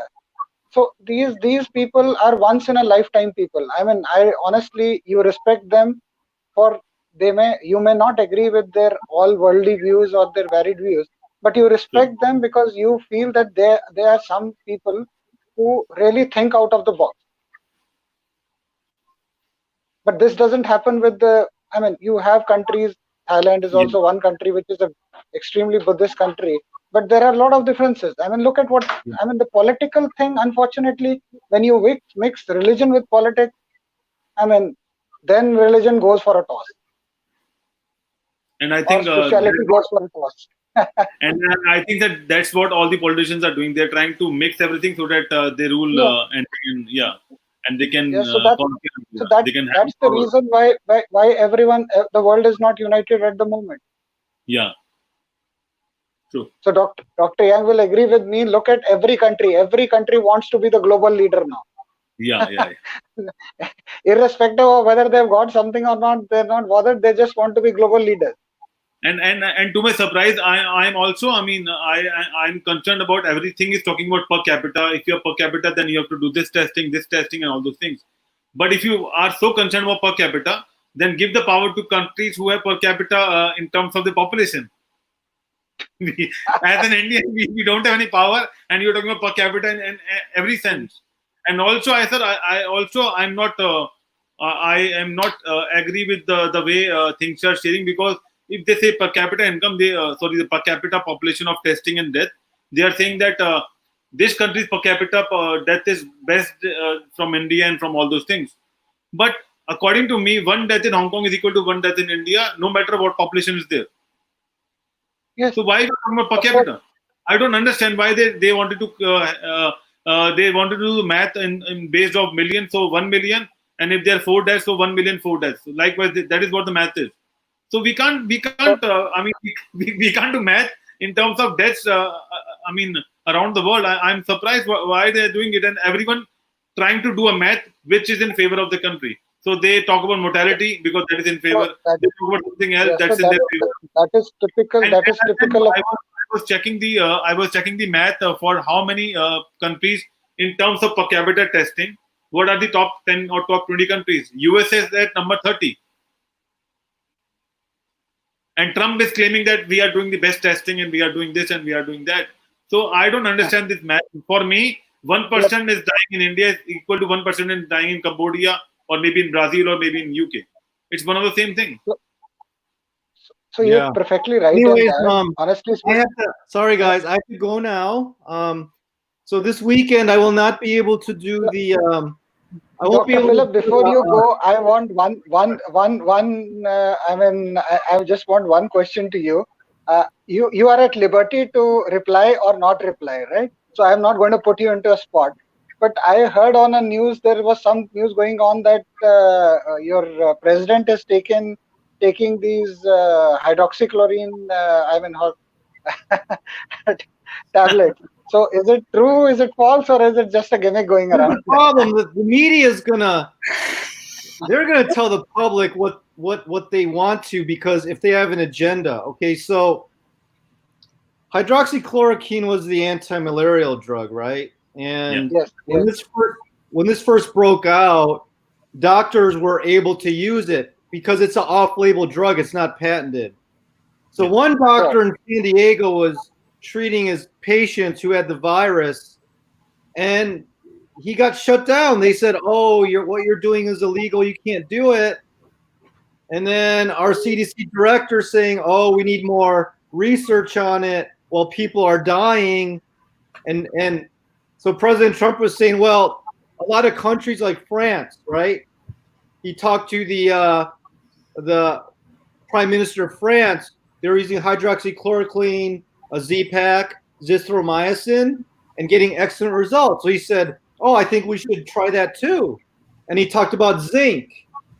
Yeah. But then the media doesn't talk about how he's saying natural stuff like zinc, or he mentioned UV light UV light can kill pathogens, and some type of antiseptic, get it in the body. Then the media says, "Oh, President Trump, we need to inject bleach." He didn't say that. He said some type of antiseptic. What he meant was probably like hydrogen peroxide. If you dilute it, you can't IV it. If you hit hydrogen peroxide, you put it in your mouth, you could kill pathogens. Or methylene blue, right? That can kill pathogens. So the media is going to say whatever their agenda is, whether it's liberal or conservative. And that's why India is better off. They don't get all this fake news. So that's what I feel. Yeah. No. India is a full house of fake news. You got Yeah, this. okay. But for me, You have this beautiful concept around India. I would really, once this thing goes off, I would request you to invite you to come to India. You would be quite shocked. yeah, hydroxychloroquine, I'm taking the natural form. It's called quinine, and it's in tonic Quinine water. is the Yeah, just in tonic water. So I we were had using the it a dengue lot in virus. cerebral malaria. So I got the quinine was dengue used a virus lot when I in was, India. India, we were using it for a lot for cerebral malaria, because cerebral malaria at one time was very common in India. So quinine was the drug which we used to give Yeah. IV. I mean, so in 10% dextrose for the cerebral There you malaria. go. And you can get a natural form that's not very toxic. So yeah. And then for me, if you could afford it, if I did get the virus and I had the cytokine storm, I had the fibrosis in my lungs, I would do the stem cell therapy before any drug. And respirators is a mistake too. You're choking the patient. It's hard to breathe. Only 20% survival rate. They need oxygen, CPAP, hyperbaric oxygen. But you don't hear about that because in the U.S., it's more profitable to use the respirator. They can bill insurance $32,000, but oxygen they can't bill a lot, so it's very biased. Yeah. Again, I think everything in our country right now is built on, advertising, sponsorships. And one of the things we were taught by CBS, president of CBS, was if it doesn't bleed, it doesn't lead. So we're going to do whatever it takes to get the viewers. So like I tell people, I hear all of this hype. Oh, we got the vaccine. Hurry, watch. And you go watch it. It's a long drawn out how we're doing research, but the vaccine's nowhere near there. So there's a lot of hype, a lot of just misinformation, not like what we do where we kind of talk about it, ask all the questions about it. But it's also controlled information, which I don't like, right? They're going to control what you say, when you say it, and how you say it. That's just, am I right, Dr. Yu? Oh yeah, just like the truths about vaccines, the docuseries, it was like taken down. The website was banned, taken off social media, Facebook, Instagram, YouTube. When all they were saying, you can verify their information. We know that Google invests heavily in big pharma, so we know their agenda is. It's funny, if you Google like pneumonia, you see all these drug ads in Google ads, but you don't see natural stuff like hyperbaric oxygen. So yeah, there's a double standard, conflict of interest. It's just amazing what they get away with. So yeah.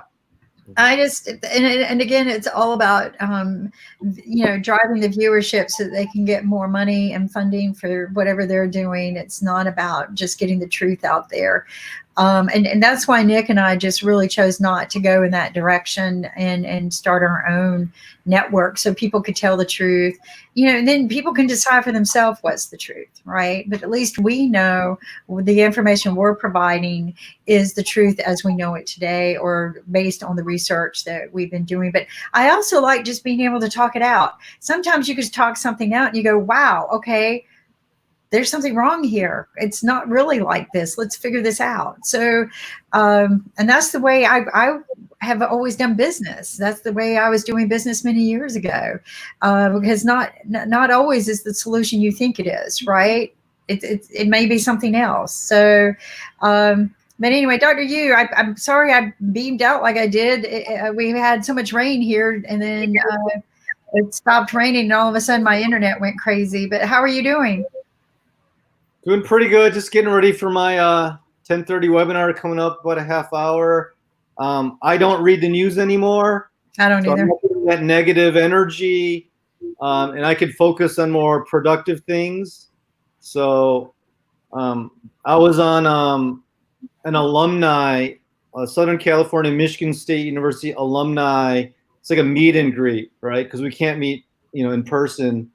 Yeah. And one of the alumni, she works for Disney, and saying all these employees are being laid off. And actually, the new Bob Iger stepped down, right, as CEO, and the new CEO is Michigan State grad. So I'm going to tell him about our idea about the sanitation entrance with UV light, and maybe we could get into Disney, and then we'll discuss getting to Disney Orlando. So, yeah, we got to continue that conversation about, the airport, the testing, the sanitation. So I'm gonna like offer her. I'm gonna give some free webinars on how to work from home with good ergonomics to other Disney staff. Maybe we could design the mask with some ears for them. The entrance of Disneyland. I could see Disneyland from my clinic window. That's a cool thing. Get a more rapid test going. I'm thinking if you could do a test without pricking the blood, it's not a lot of, it's one drop, but you don't want to go into Disneyland and, with a Band-Aid, maybe some type of scan, just scan the blood and it'll detect if you have antibodies. There's got to be a way to detect that. So. And how about Dr. Yu, a lot of animation based on medical Disney kind of a series where we'll talk about medical and through the Disney characters we'll teach and create more awareness about antibodies, about nutrients, about immunity and things like that. Yeah, I mean, that's one of the solutions. If we can, here's the antibody kit right here. All we have to do is we have to mail everybody in India the test kit. Okay. There's a lancet. You prick their finger. You warble alcohol in the kit. There's a test. Well, you put the drop of blood. You put the reagent, colloidal silver. 10 minutes later, it gives you the result. You had a recent infection, IgM. You've had the infection, IgG, or you had both. And depending on your result, will tell you have to quarantine, or if you develop immunity, you're safe to go out, or you could even donate your plasmapheresis. But even in the U.S., we're stalling. Everyone, instead of mailing every U.S. citizen $1,200, let's spend $10 and mail them the test kit. That's what I've been saying. Thank you. I have said that on my post for 3 weeks now. Why did we, you can send Dr. Yu. Where'd you go? Dr. Yu, the kit. We could have it packaged for I already did it with one in San Diego, and I walked them through it on a video conference, and it was easy. It's like a pregnancy test. Anyone can do it. But here's the thing. We can test daily. We can have the kits packaged in now like at first, because of the emergency, okay, you can import any test kit from China or wherever. You can use it at home, in the clinic, and then they're changing the rules every day. And I think the current rule is you have to do it at what's called a CLIA lab. That's like a pathology lab, diagnostic. There's not a lot of them. What if they did it at the pharmacy? There's thousands, but they don't do that. So my idea was to do it at home. We can ship it to the patient, walk them through it on a video telemedicine chat. But now the patients are coming to our clinic to have it done, but now they're saying you got to go to the stupid CLIA lab, like LabCorp, and it's going to take days. And now they're leaning towards a PCR swab test, but that only tests to see if you have a colony of the virus in the back of your nasopharynx. What if the colony of the virus is here and you missed it, or here? So that's not accurate. I think antibody, it's not 100%, but it's like the high 90s. It's the most convenient way. And Kim, before you came in, I was thinking, like for Disney or the airports, if we could come up with a way to, without pricking the blood, because you don't want to walk around Disneyland with a Band-Aid, right? Like somehow scan your blood through the radial artery or something with a laser scanner, which can detect if you have the antibodies. That would be the technology to do So it. let me ask you this. Can by looking at the blood veins or the blood itself in a scanner, if we had AI, could we detect the antibodies? Because there are scanners that do that. There are scanners. Yeah, I think Amway or one of those companies who make quality nutritional products. I don't like network marketing, but they do make good products. They had this machine where you put your hand on it, right? And like 8 minutes later, it tells you, I think through like something like your aura or Kirlian photography, it just, everyone puts out an energy field, right? Whether it's healthy or not. And it tells you, oh, you're probably deficient in these nutrients. That's how accurate it is. Or there's something called the Zytoscan. It's like you put your hand on it and it's hooked up to the computer, and it somehow it detects your electromagnetic, aura or field and what nutrients are defective. And I guess it's accurate. I don't know the exact mechanism, but something like that, Well, non-invasive. That'd be ideal. So I will tell you this, and I want to talk to Dr. Tula about some things too, but I'm very curious in this. If you could help me, there are scanners that I've worked with that you could actually see the blood flowing. You can see if somebody's potential for skin cancer. We but there are scanners. Emerson makes them. There's a couple of companies that make them. And, so far they've been using them for just detecting whether you've got a growth inside you and monitoring it, but it's not going to tell you if it's cancerous or anything. You need to go to the doctor if you think, but there again, it's like you said, it can be something that's non-invasive. And if there is a way to detect a scan like that and determine the antibodies in a person based on that, let's look into it. Yeah, because Disneyland sporting events, I mean, you don't want the crowds waiting for 10 minutes. They got to just somehow get in there faster. Otherwise, you're not going to have enough volume to sell enough tickets or get enough people in the park. There's got to be a faster way. Yeah. Well, I still believe in a daily testing routine. Yeah, or even before they go to daily testing. Yeah, we mail them the test kit. And and then it's positive or negative. Upload your scan to the computer, your test result. Yes, you're able to go to Disneyland. Upload it to this. Here's your ticket. You tested positive. You're not able to come. Here's your refund. Same with sporting events, something like that. So, and I think that's the only way. But I think daily testing, like you and I know that we could probably package it 30 tests to a box with the Regent. And it could be $10, right at $10, maybe even if it's sold for $30, that's $1 a day. You test, you scan the results in, AI takes it from there. And if you test positive, like you said, or IgG or IgM, it's going to come back and tell you, and then you can go to the next level testing, which is PCR. You could go to a doc in a box by that point, or your physician and say, I tested positive. Like you and I know that we could probably package it 30 tests to a box with the Regent. $10, right at $10, maybe. Are we watching? $30. I hope it's not me. So anyway, so no, I agree. Dr. Tula, what's your thoughts on that? What are your thoughts on testing on a daily basis? So honestly speaking, I do agree with Dr. Philip there that we need to have an antibody test, because PCR apparently waiting for that period of time, that's practically, it is difficult. It's difficult to get into that with the kind of volumes which we're looking at.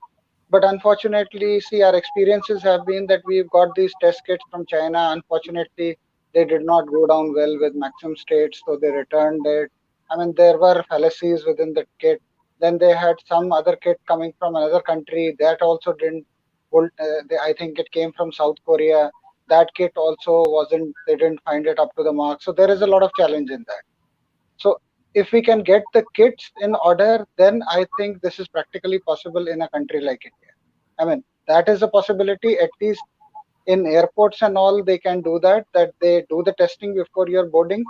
And that holds true for all. And in whoever you are suspecting that they are positive or they are borderline also, they can withhold them and not let them fly.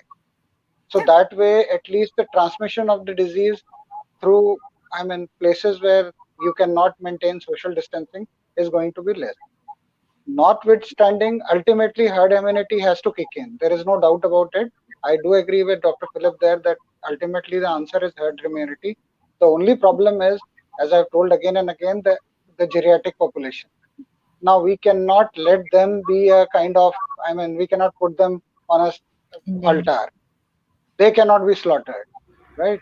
I mean, the younger generation has, I mean, owes something to the older generation also. I mean, it looks very cynical. I mean, it looks very easy that, okay, the oldies are there. They've already outlived the utility and they can be washed off with. But unfortunately, I don't agree with that. Yeah, we need to boost their immune system and as best as we can, you know, make sure they're. I know it's hard in India. Everyone, multi-generations get together. What is this? Can you make it this big? is,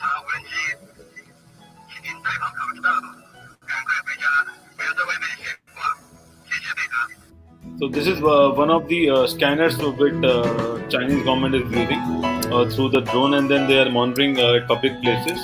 And I think this is more kind of a heat scanner where they on the heat. I love it. They're using a thermal scanner to see whether anyone has fever or not. Yeah. That is what they're doing. That's amazing how the range of the scanner. Yeah. Usually you have to be within a few feet. No. Nowadays we have so many lenses. I mean, we can do it at a distance. I mean, and this drone is, yeah. Yeah, that are available in India. Also, we have a lot of scanners in which, I mean, the distance required is you can do it from quite a distance. So you don't need normally to be you have to be about 6 feet away. You have to disrobe to be more accurate. But at least that gives you a heat signature. Oh, this guy might have a fever. Maybe he doesn't have a fever. Maybe he exercises, his body temperature went up. So that is a risk that you can have a false positive. This is not working in sunlight, because in sunlight your body temperature is already high, and this doesn't work in sunlight. But generally, it's a good thing to have it here. Well, wow, that's amazing. We were testing them out, and it was interesting because there was some range to the ones we were using about 2 years ago. And what was interesting was the heat that we leave behind. So I was sitting there going, wow, this would be a cool forensics tool if you wanted to go, because literally you leave heat prints behind. If you touch a surface, people didn't know that. It's not just your fingerprint, it's your heat print. It doesn't last for a long time. And of course, if the room's cooler, that's not going to happen. It's going to go away faster. But we could see heat prints even from people's shoes. And so the scanners are becoming more and more efficient. But we were able to see, you know how you said you have to declothe? We were able to see everything through the clothes. So the product that we were looking at 2 years ago could scan right through the clothes and everything. And it was interesting. It was, but I think you're right. I think we need to get a non-invasive way. But until then, I don't see any problem testing like as if I'm diabetic. And, you know, to speed things up, maybe they tell people before you get to the airport, you know, or as you're checking your luggage in, you test, right? And you're in the waiting area, and then and walk on, or you don't want to check your luggage if you can't go anywhere. But no, there's got to be a better system. Maybe test on your way, right, in the vehicle or something. But or test that morning before, as you're before you check in online, because everybody checks in online usually. I think I'm the only person who checks in at the airport. But no, it's you know, different. We got to find different ways so that it protects everyone. I'm just a big fan for the test kit being sent home. I agree with you. Yay! I'm glad somebody else said that. Thank you. Well, we already tested it and it worked, and you know, the person was happy. He didn't have to, because San Diego was like an hour and a half drive to our Orange County clinic, and he didn't have to leave the house. He felt safe, and you get that, you know, satisfaction, or you know, that, hey, now I don't have to guess if I have it or not. Yeah. Right. And that's the whole key right there, is if you're testing every day like you do diabetes, you know to take preventive measures. So you tested positive. Your next step, go get the PCR test or go see your doctor. It's just, yes. But Dr. Yu, I would like to know from Dr. Yu and Dr. Tula that can we do can we create one test kit which can test multiple things like diabetes or maybe COVID or diabetes or maybe COVID diabetes antibodies, things like that? Because some people have chronic diseases and they might be having multiple problems. So they can't do testing every time with the new kit. So can we have a package of something? Is it possible? I mean, honestly speaking, I mean, it is very difficult at the moment to have that. See, there was a couple of years back. I'm sure that must have been patented by this time in US.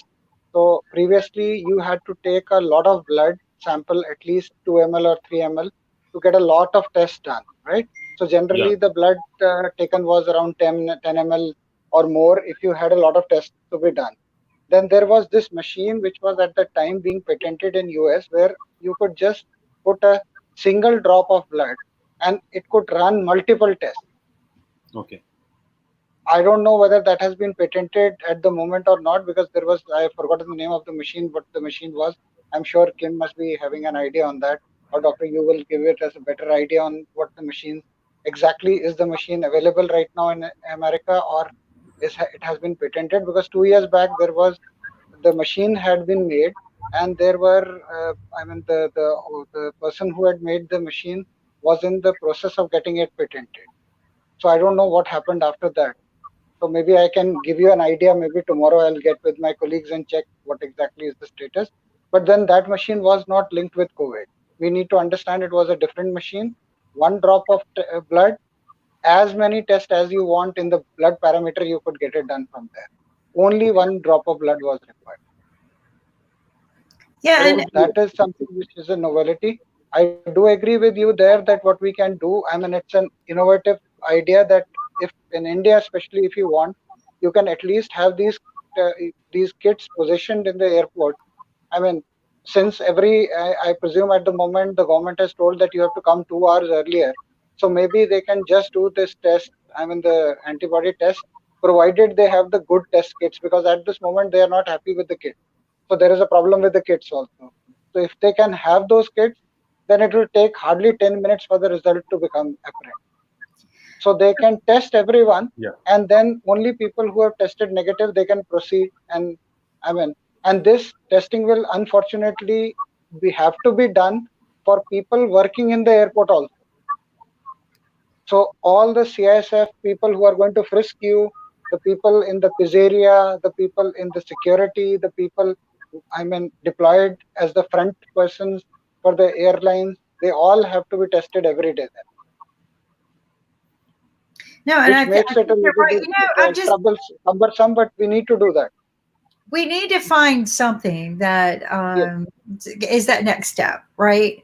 And nobody is testing or trusting anything from China. I've heard people go, "Oh, we're shipping back all the masks because the masks are not up to par." I don't know why they weren't up to par. I know in test kits you could probably get a bad batch, but I've heard that millions were shipped back. So I don't know what the situation is. I know, based on my research for what I do on the side right now, is that majority, or if not all of the kits, are coming out of China. Even if it says it's coming out of Korea, I think Korea is getting them and white labeling them and shipping them out. So I think I do agree with you. There is a lot of this thing happening, because previously also we had a lot of equipment which was coming from Korea, especially in the cosmetic industry also. So not all was made in Korea. I mean, ultimately the basket is in China. We need to understand that the bakery is in China. Everyone is stamping it and they're distributing it. The bakery's so in the bakery is in China. We have to accept it. I mean, I agree with you. The bakery's in China, and we have got to address this. And there are ways to do this. Okay. There, the white labeling might not be the way to do it. Perhaps maybe going to the Chinese manufacturers and say, we understand this is your product. You invested all the money in this. We'll buy a license from you. Right. but we're going to manufacture it in our country under our standards and under our regulations and policies, just like you could do that, right? So we go, and so that way you're not taking away their money that was invested in the intellectual property. So I think what we need to do is build that bridge, right? And we need to, Kim, I fully agree with you that our politicians have started headbanging with China. Unfortunately, that's not the way forward. I mean, see, we may want to see that China goes down.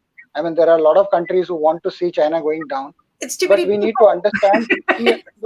We need to understand that ultimately that's not going to happen. I mean, in the near vicinity.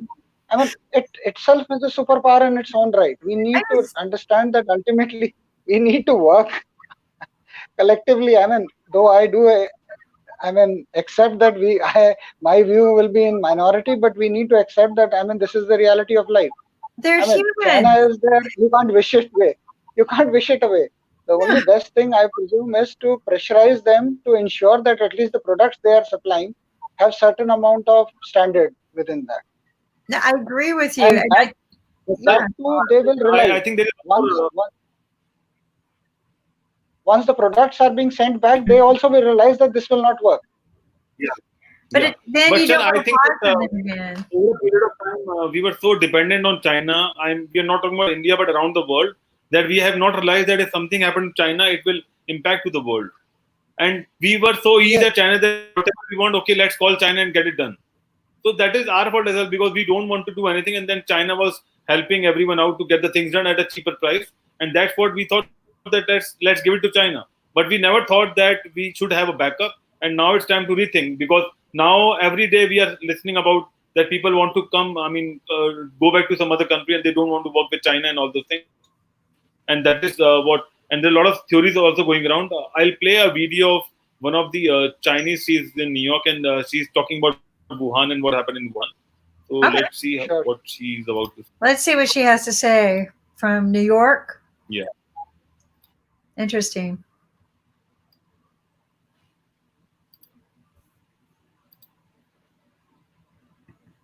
For being an insider, Chinese insider, as you spent some 35 years there, what can you share with us in terms of your insights, in terms of your learnings and sensibilities about the Chinese cover-up?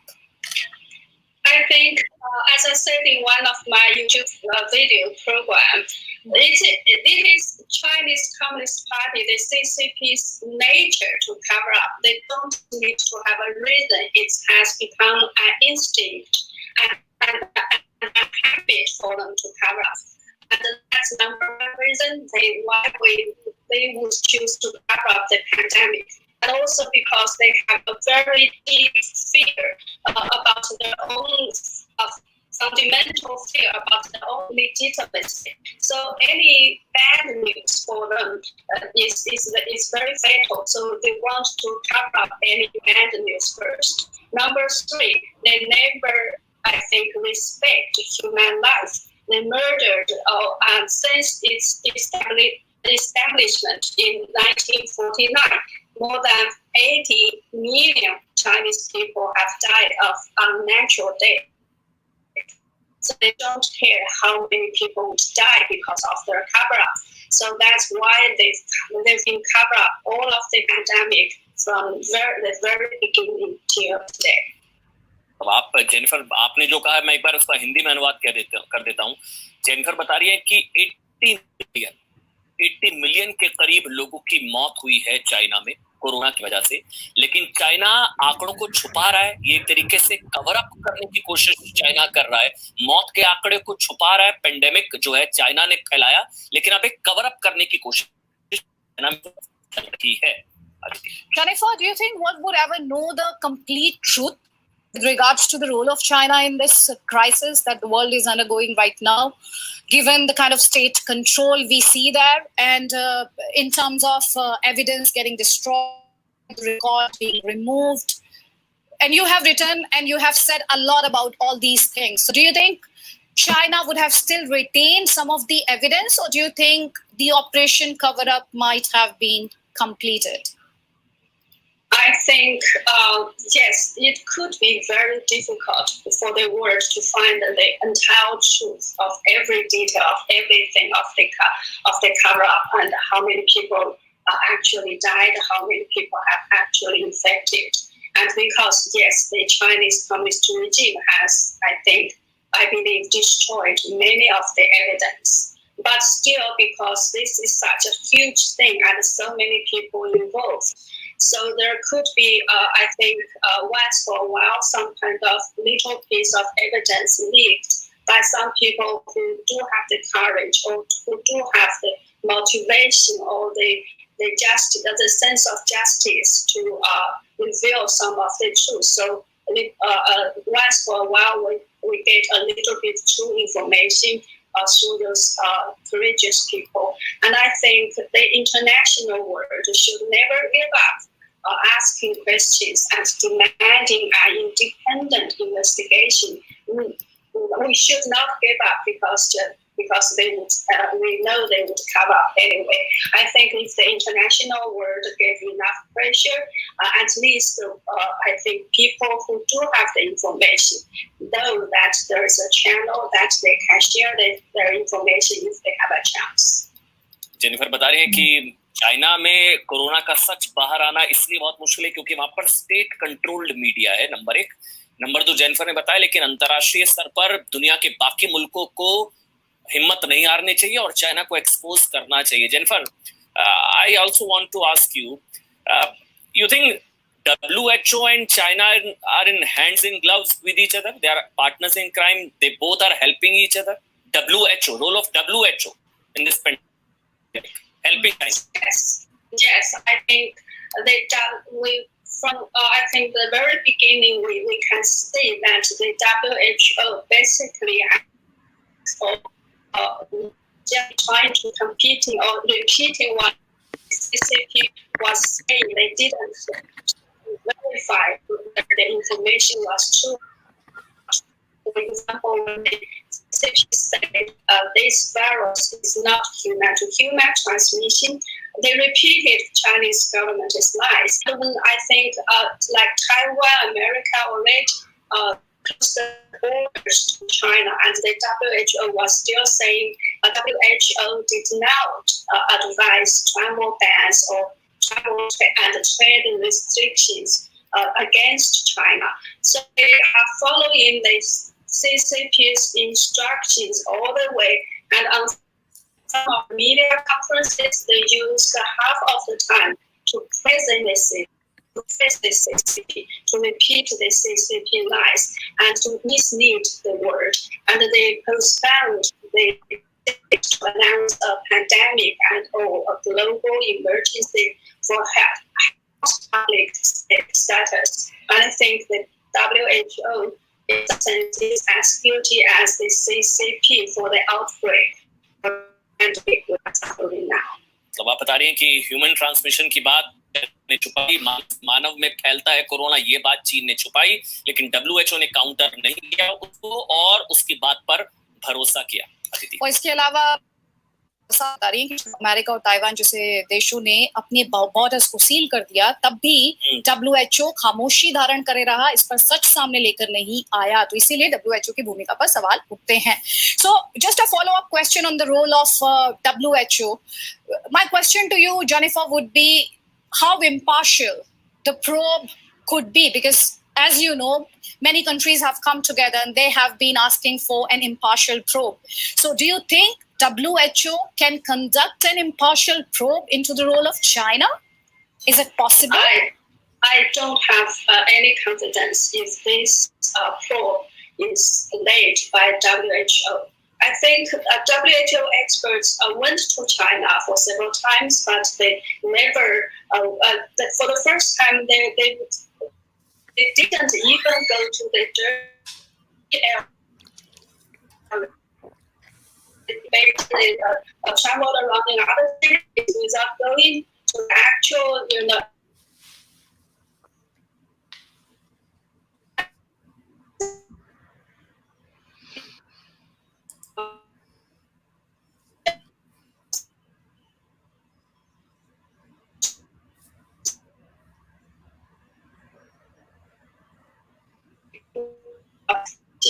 was formed under the request of the Chinese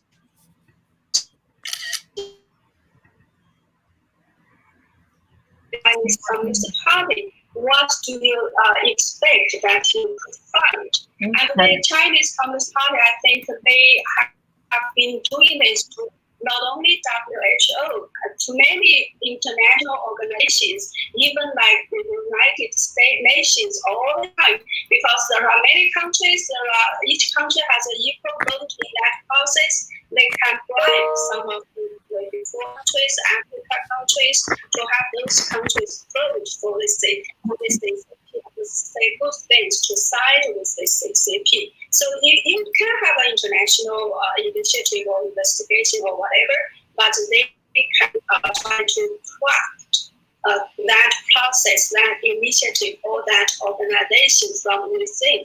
They've been doing this for all these years. So under such a serious, I think, situation and problem, we should be very, very careful and really learn the lessons. If WHO had been working, had been trustworthy, the situation wouldn't be what we are facing now. WHO पर भरोसा नहीं किया जा सकता है. अगर WHO भी होता और भरोसे लायक होता तो आज इस तरह की स्थिति देखने को नहीं मिलती. One question, Jennifer. You think this is a man-made virus? Or I don't. Yes, I think right now we don't have enough very solid evidence to say whether it's not.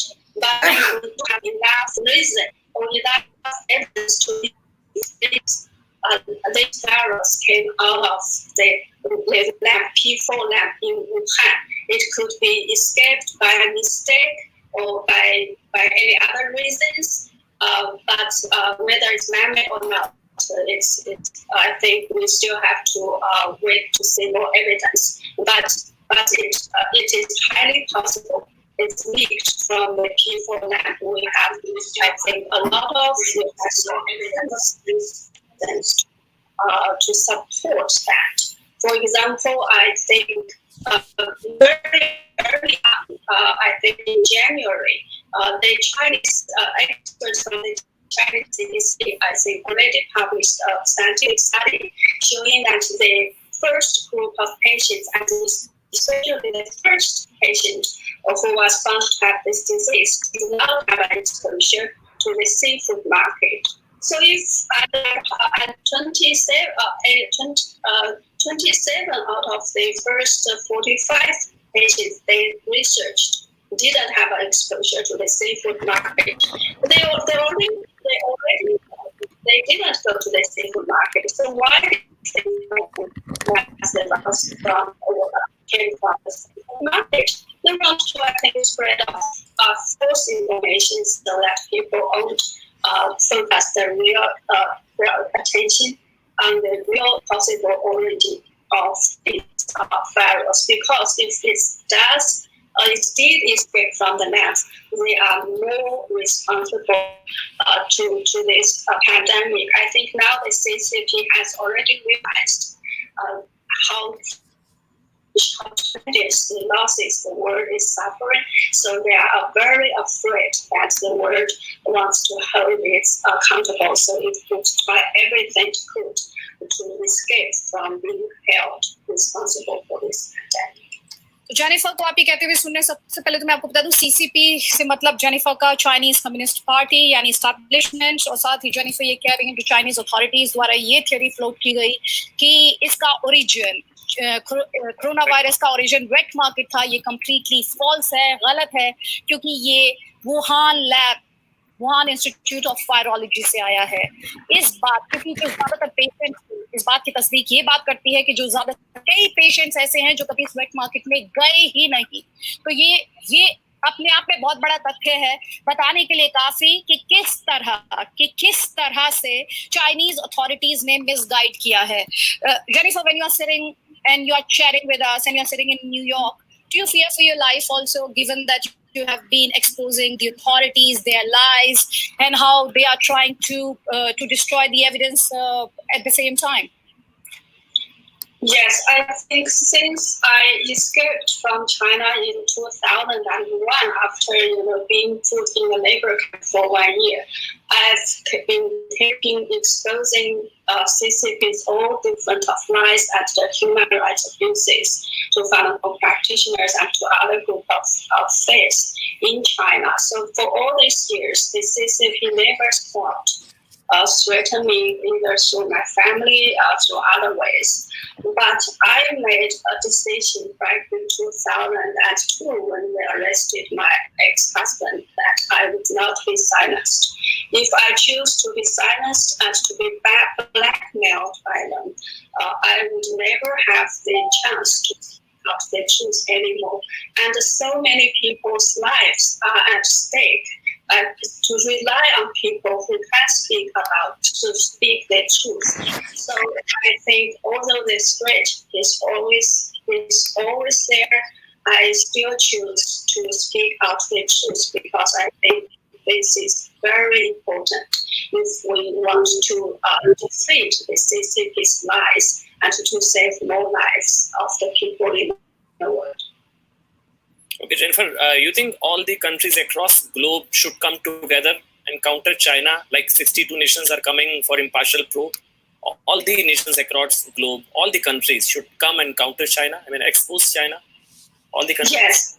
Yes, I think the world has suffered enough and lost to not to do anything. If we continue allow the CCP to lie to this world, to manipulate public opinions and to spread disinformation, misinformation, and I think we could suffer greater losses in the future. So the stake is really, really high. I think it's high time for every country, every government to act now to stop the CCP from lying and from doing more evil to the humankind. I have last couple of questions. One of the questions is Wuhan. There have been 6 new cases in Wuhan, and the establishment is now talking about, if I'm not wrong, and probably you can correct me, some 11 million tests in 10 days' time.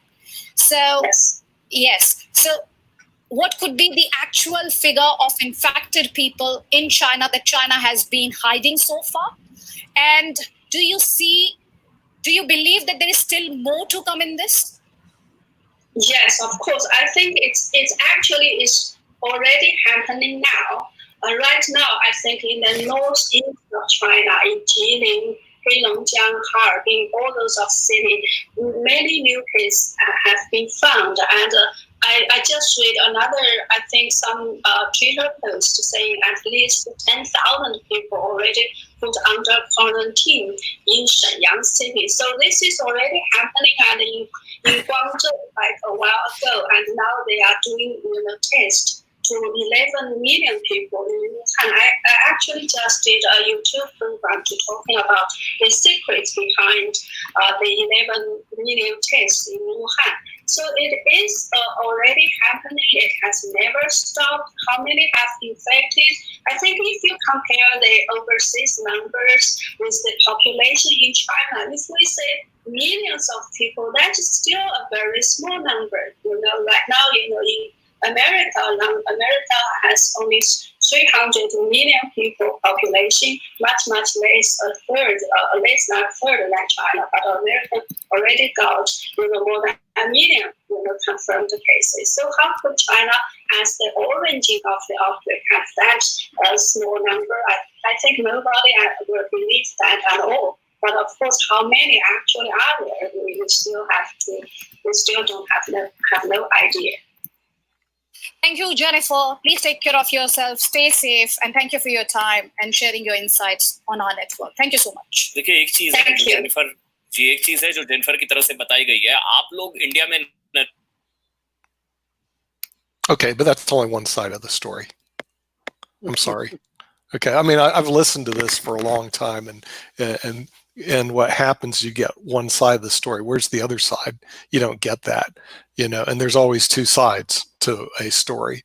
From what I understand, the issues are that mainland China is trying to put together, Mr. Alexander, Mr. Lin, put together the law that they couldn't get passed in Hong Kong.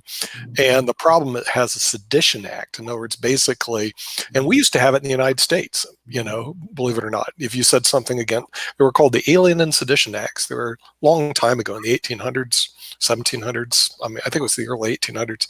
If you said something against the U.S., you could be prosecuted criminally. Well, that's what they're trying to do in China. And for us to think that we don't have that type in our countries is totally bogus. Facebook does it all the time. If I say something I don't like, to block it. So it's like, and whenever you get any of these reporters, I'm sorry, you get one side of the story. Okay, you get one person who is anti-CCCP. Okay, remember, they got to manage 1.3 billion. I'd like to listen to the other side of the story, counselor, but you never get that. In law practice, you get it all the time. It's very adversarial. You have people on both sides, and then the judge would listen to it. Okay, here in media, you get one side of the story. Everybody goes, "Oh yeah, poor people in Hong Kong. They're all getting punished. They're going to pass this Sedition Act, and it's bad." Blah blah blah blah blah blah. Never hear the other side. And there's another side to every story. I'm sorry. So it's a great story. But that's all it is. It's a great story, and at the same time, yeah, do they have issues? Sure, they do. We're not surprised. And it's just like I was telling Alexander Starr. As much people go, we don't like Putin. We don't like Putin's very popular in Russia. Sorry, Kasparov couldn't beat him in a match, so Putin had him arrested. He was not very popular. He was powerful. Poof, and Kasparov leaves. All right. And you know who visited Kasparov in jail when he was jailed in Moscow? No, who put him in jail? Anatoly Karpov. Oh yeah, of course. Yeah, but Karpov, like or not, I thought it was funny. Okay, Karpov. So Karpov was more powerful than Kasparov. Karpov is very powerful. He's very into working with the system. Okay, in other words, he understands the system works it. Kasparov goes, "Oh, I see this is wrong, and I'm going to create blah, blah, blah, blah, blah." Putin gets tired of it. Remember, no matter what the rest of the world thinks of this guy, he's extremely popular in Russia. Okay, we like him or hate him. Okay, and same with Xi Jinping. I don't care if you like him or hate him. A long time ago, when I was a kid, China was dirt bloody poor, and he's brought up the people where now they're a lot better economically, and having to manage 1.3 billion people cannot be the easiest thing in the world. Go talk to Modi someday. Ask him how easy it is. It isn't. So because you're always going to have the naysayers out there. Okay, so now Hong Kong, which is used to their own way, is upset. Duh. But when you ever listen to the media story, you listen to one side. You don't take the other side, and no one wants to look at the other side. And so I object to these types of media harangues because I want to listen to somebody from the other side. Then you get the real story. Put the Democrats and Republicans into the boiling pot together and let them fight it out in media, but don't just have one side of the story, because I know that even Putin, he's got another side to this story. Cheating, you say? Okay, well, yeah. So what? I mean, like he gets caught and and life moves on. But you also have to look at what else he's done. So I like to look at both sides of the story. I just don't. One side of the story is very interesting, but let's see both. I completely agree. You can have both sides of the story, but it's difficult to get stories from China. Oh yeah, well that's been my problem. Yeah. Okay, is what you just said, Ankit, is getting anything from China is difficult. And I don't, like I said, even today I don't know if we get all the products. You can get all kinds of products, mobile phones and all physical products. I honestly, I just saw somebody from Kuala Lumpur. Let's hypothesize a little bit, right? Yeah. Let's presume this. See, we know that a lot of countries are working with all these kinds of organisms for biological weapons. That is an open secret at the moment. I think Nick will also agree with me. I'm sure all of the countries are working on some kind of biological weapons using these, organisms, right? It may be a coronavirus, it may be something else. We had diphtheria and all those, right? So what I'm trying to ask you is, let us presume that this virus would have originated from some other country, for example, right? So what would have been their modus operandi? They would have also done the same thing. No country wants to be blacklisted. I So, agree with you, I mean, Dr. Tula. Yeah, in other words, yeah. they don't want to be the first one to say we messed up. Okay, I mean, it's Yeah. frankly, it's And very if this was embarrassing. America, this would have been the same Oh story. yeah, I'm right. sure Of they course, must have also, of yeah, they course. would have Oh, hashed it out.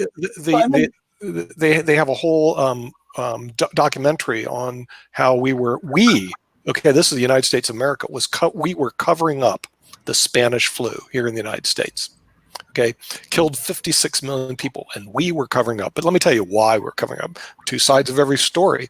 There was a war going on called World War I, and we didn't want to scare everybody. Seriously. So what happens, the American government went into lockdown on the reports from the media relating to the Spanish flu. So yeah, there's two sides to every story. There it is, right? Yeah. Here's one side, here's the American side. And might makes right all the time. But yeah, Dr. Tula, you're right. And that my attitude is, okay, they covered it up. So what? Okay, reality is today you have to deal with it. But Ankit's right.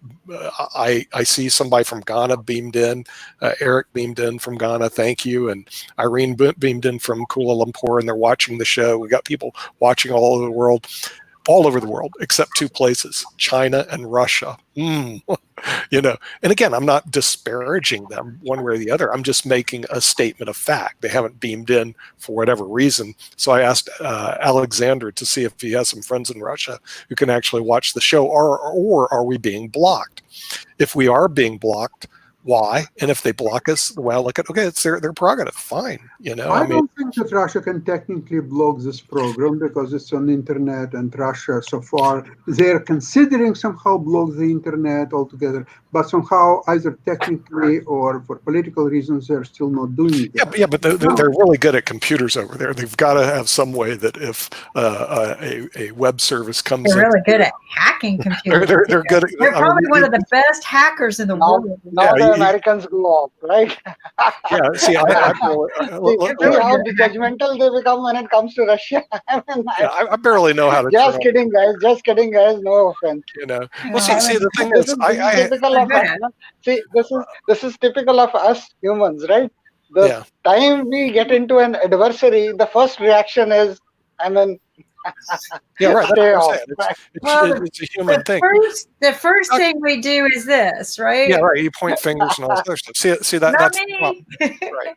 Right. And I was over in Russia several years ago, and I had a great time in St. Petersburg.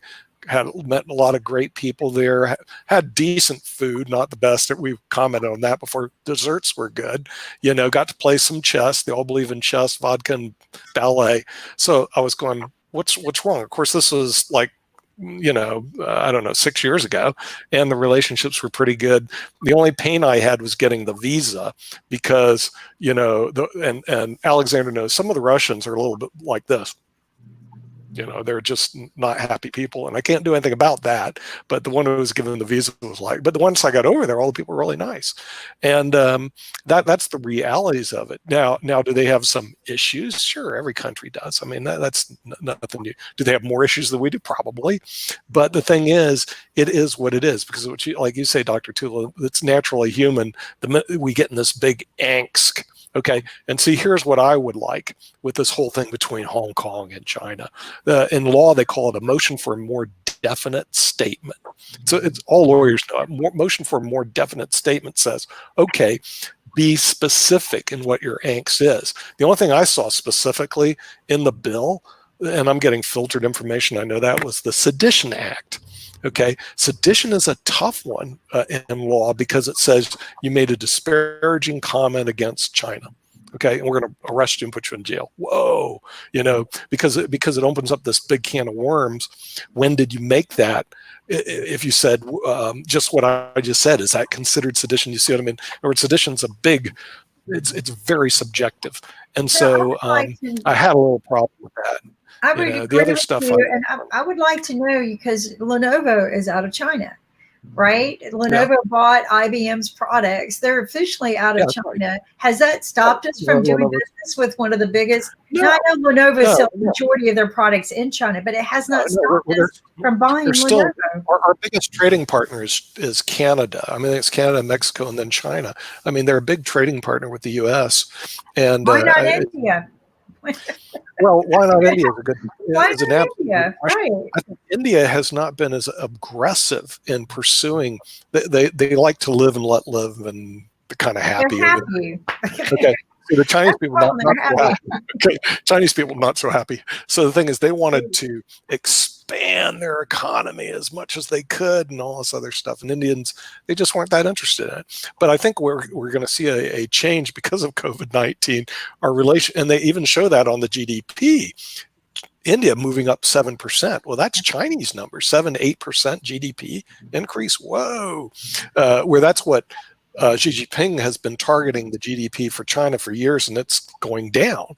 So we may see a demographic shift. And also just because of COVID-19, we may end up seeing a shift of our manufacturing more toward India. I like India because they speak English. I mean, so I'm very egocentric. Well, I also like them because they took this COVID-19 serious. And they addressed the issues. They talked to their people, transparently spoke with their people. They didn't have classified documents. Right. They spoke. They're the world's largest democracy, where China is the world's largest one party that we're not sure if it's communist or capitalist at this point in time, with the most amount of billionaires in the world.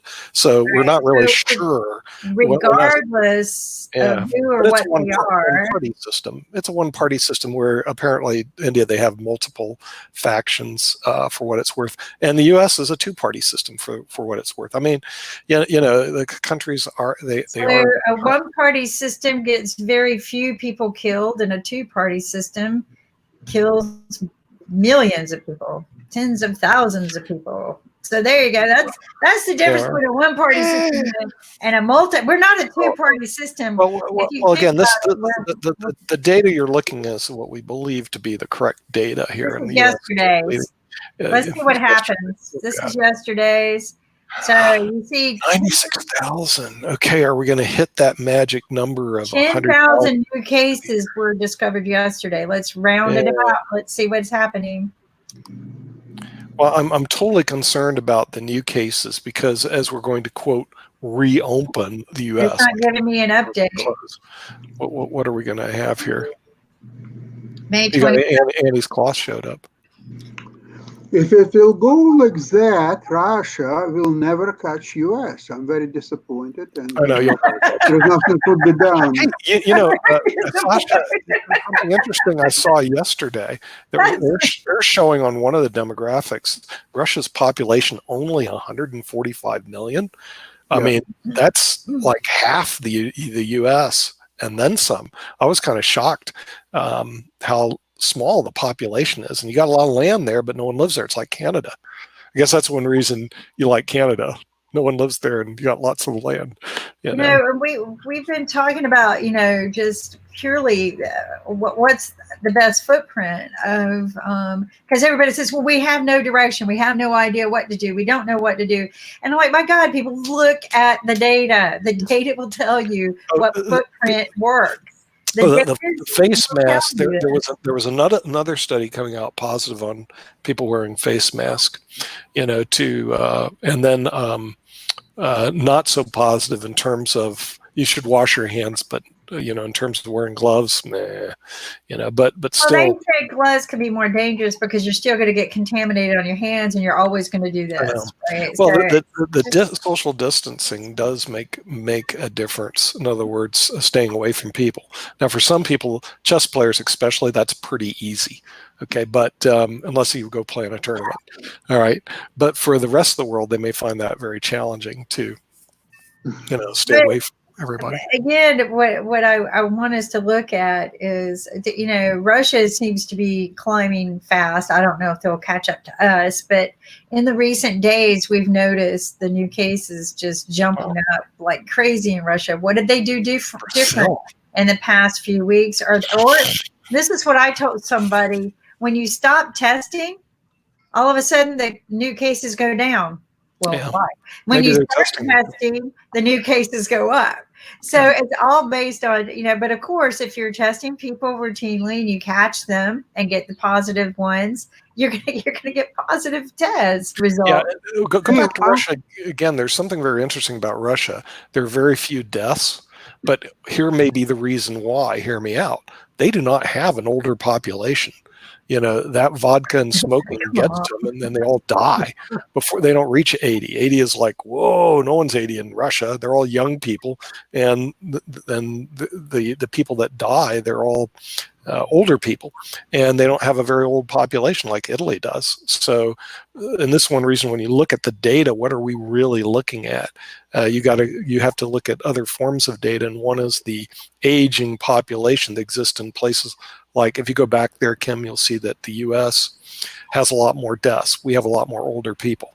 Russia, I think the average, the life expectancy of a Russian is about 10 years less than Americans. I mean, it's way down there. So what happens is they just don't live a long time. Think about it: cold weather, vodka, smoking. And don't forget that Trump started to send hydrochloroquine to Russia. So, that makes a trip. Did he really? Okay, hydrochloroquine. So here's what's happening. You'll see a lot of people infected, but very few deaths. And that showed really dramatically on the schedule you just showed me. If you go back to that slide. I'm going to get back up. It dropped for some reason. So I'll explain to you something. A lot of deaths in Russia from coronavirus, they're treated as different causes of death. They're saying that these people had a heart attack, different allocation. People had something else, so they're not considering that as a coronavirus. Go back up to the top. Go back up to the top. We're at the top. Well, no, you're not. Now you are. Okay, see, here's the interesting thing. Look at U.S. 1.6 million, Russia 300,000. Look at the deaths: 97,000, 3,000. Why so little? What he said was true. Classification: this person has heart disease and coronavirus. He died of heart disease. That's all you have to do. So on the certificate of death, say he died of heart disease. Is that cheating? Well, maybe, and maybe not, because they died of their the disease that they had, heart disease, which most people will die of that, and they had coronavirus. And so what happens, it lowers the death factor. The other reason I really think is also young population, and they've done studies over and over again. You can see it affects older people, and Russia does not have an aging population. Japan does, okay. U.S. does, Italy does, but Russia, no. They're it's a tough life over there. So what happens is a lot of them do like Alexander Starry, moves to Canada. A lot easier over here. Don't forget that Canada, unlike U.S. or China, it has 3 political parties, not 1, not 2, but 3. Yeah. So if some people, major parties, of course, are progressive conservatives and liberals, but there is an NDP, it's New Democratic Party. So people, but it's a minor party, so to speak. So when people get fed up with both major parties, those they have alternatives to vote for the third one. They never really make it big. Sometimes they can get up to a minority of local governments, like in Ontario or maybe somewhere else. Oh, and Quebec has Parti Québécois, which is more or less successful, but only in Quebec, nowhere else. I got a question to ask. China was the root of all evil, basically, the root of this virus.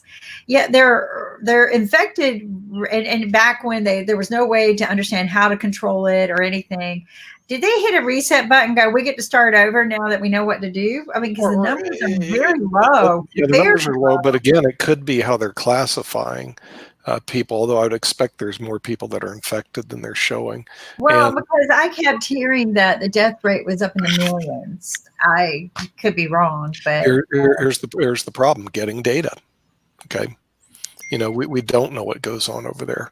I mean, they're more open than they were 30 years ago. I can tell you that. I mean, the thing is, but still, a lot of it, the data may be, hey, quiet. And again, with the sedition law, you can easily say, tell a doctor, quiet. You got to be quiet or you go to jail. I mean, so they get fired. They fire. Or they get fired, or here they get fired, there they go to jail. Okay. And so with that, the data may be bad, and you just, when you're analyzing data, you put a little asterisk on it. You go, data may not. We tell people is the data may be corrupted. It's not 100%, but India has noticed a rise in new cases. Is that because you re-entered? Yeah. Yeah, Because we have we're going to see that happen, and you're doing more tests. You're doing a lot more tests. that is So what. that's Yeah. going to And, happen when you increase I'll the tell amount of you, testing. all the predictions, whatever going on, that prediction says that the peak will happen in July, June, July. We are still not in peak, and that is what the trouble is, because it's going like crazy, and every day we are seeing record-breaking numbers. So that is the point of concern.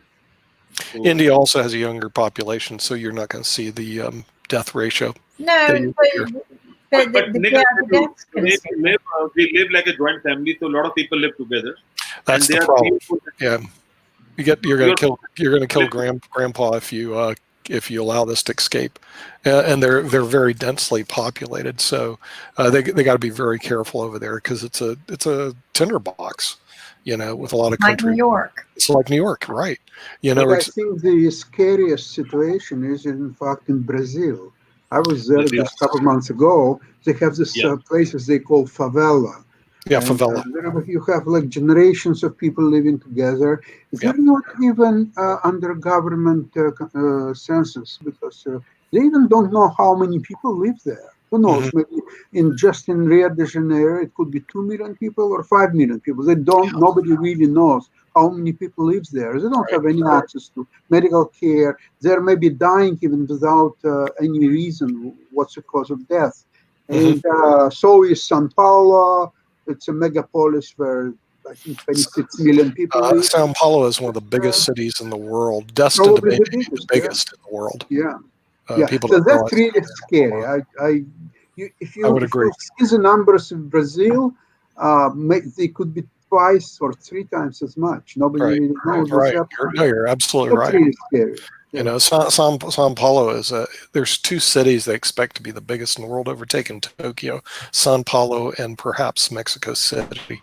Absolutely. They're that huge, and a lot of people have never been to Sao Paulo or Mexico City, but Tokyo right now is the biggest city in the world, from what I understand. But those other 2 cities, they anticipate in the next 10 years, one of them's going to overtake Tokyo. They're absolutely huge. And what you're saying is it's a problem that I see, because that is a warm, hot climate, and the coronavirus isn't being contained. That's the problem I see with it. Which, if that's true, this whole opening up the U.S. and this wild west we have in the U.S. is not going to look very good.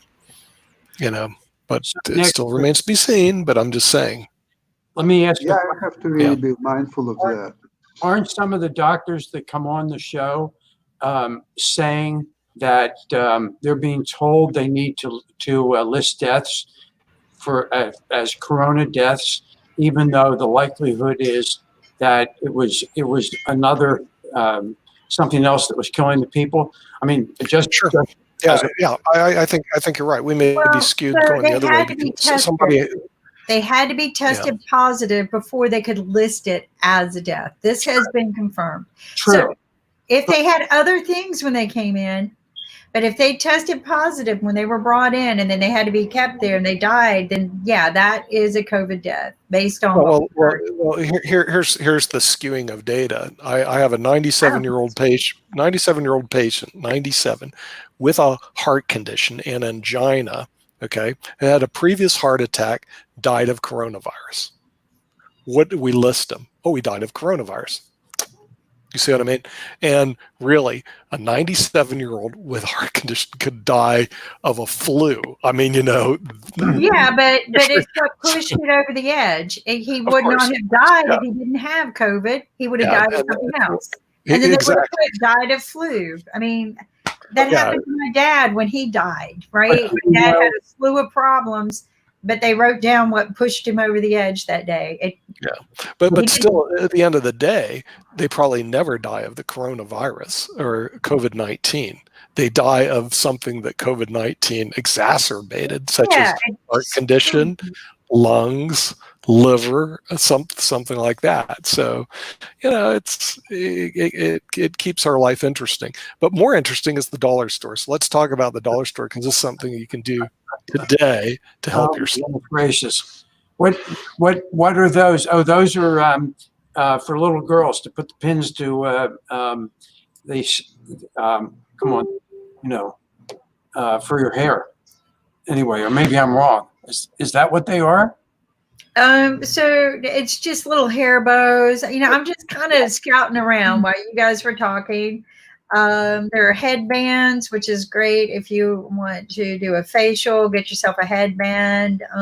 There are little girl bags, little girl gadgets, toys to keep your kids. But guess what? You don't have to go to the store. You can give them your $5 bonus and say, go shopping online. And it saved you time.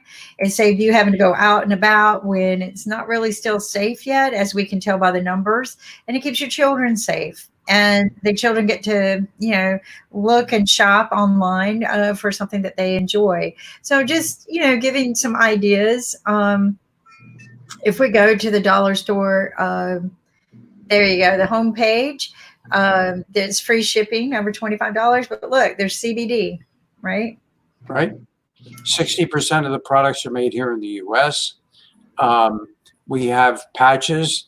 By the way, I used my patch again yesterday because I was outside working, and no pain so far today. So anyway, I'm going to keep Stay using. ahead of the pain, right? That's what I said. Stay ahead of the pain. Like you said.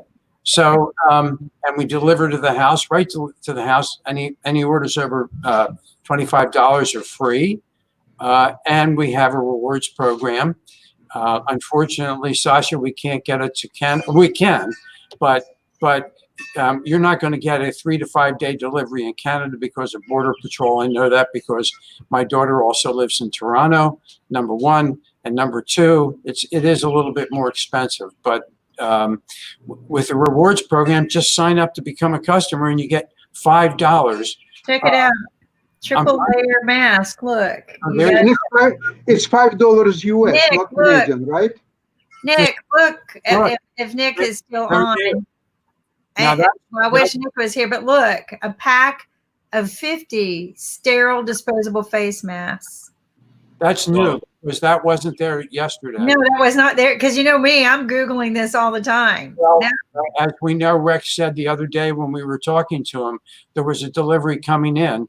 So the good news is if we get set up in India fast enough, we can have disposable masks for India. And that's going to happen. So guess who's going on my own store today to order some masks?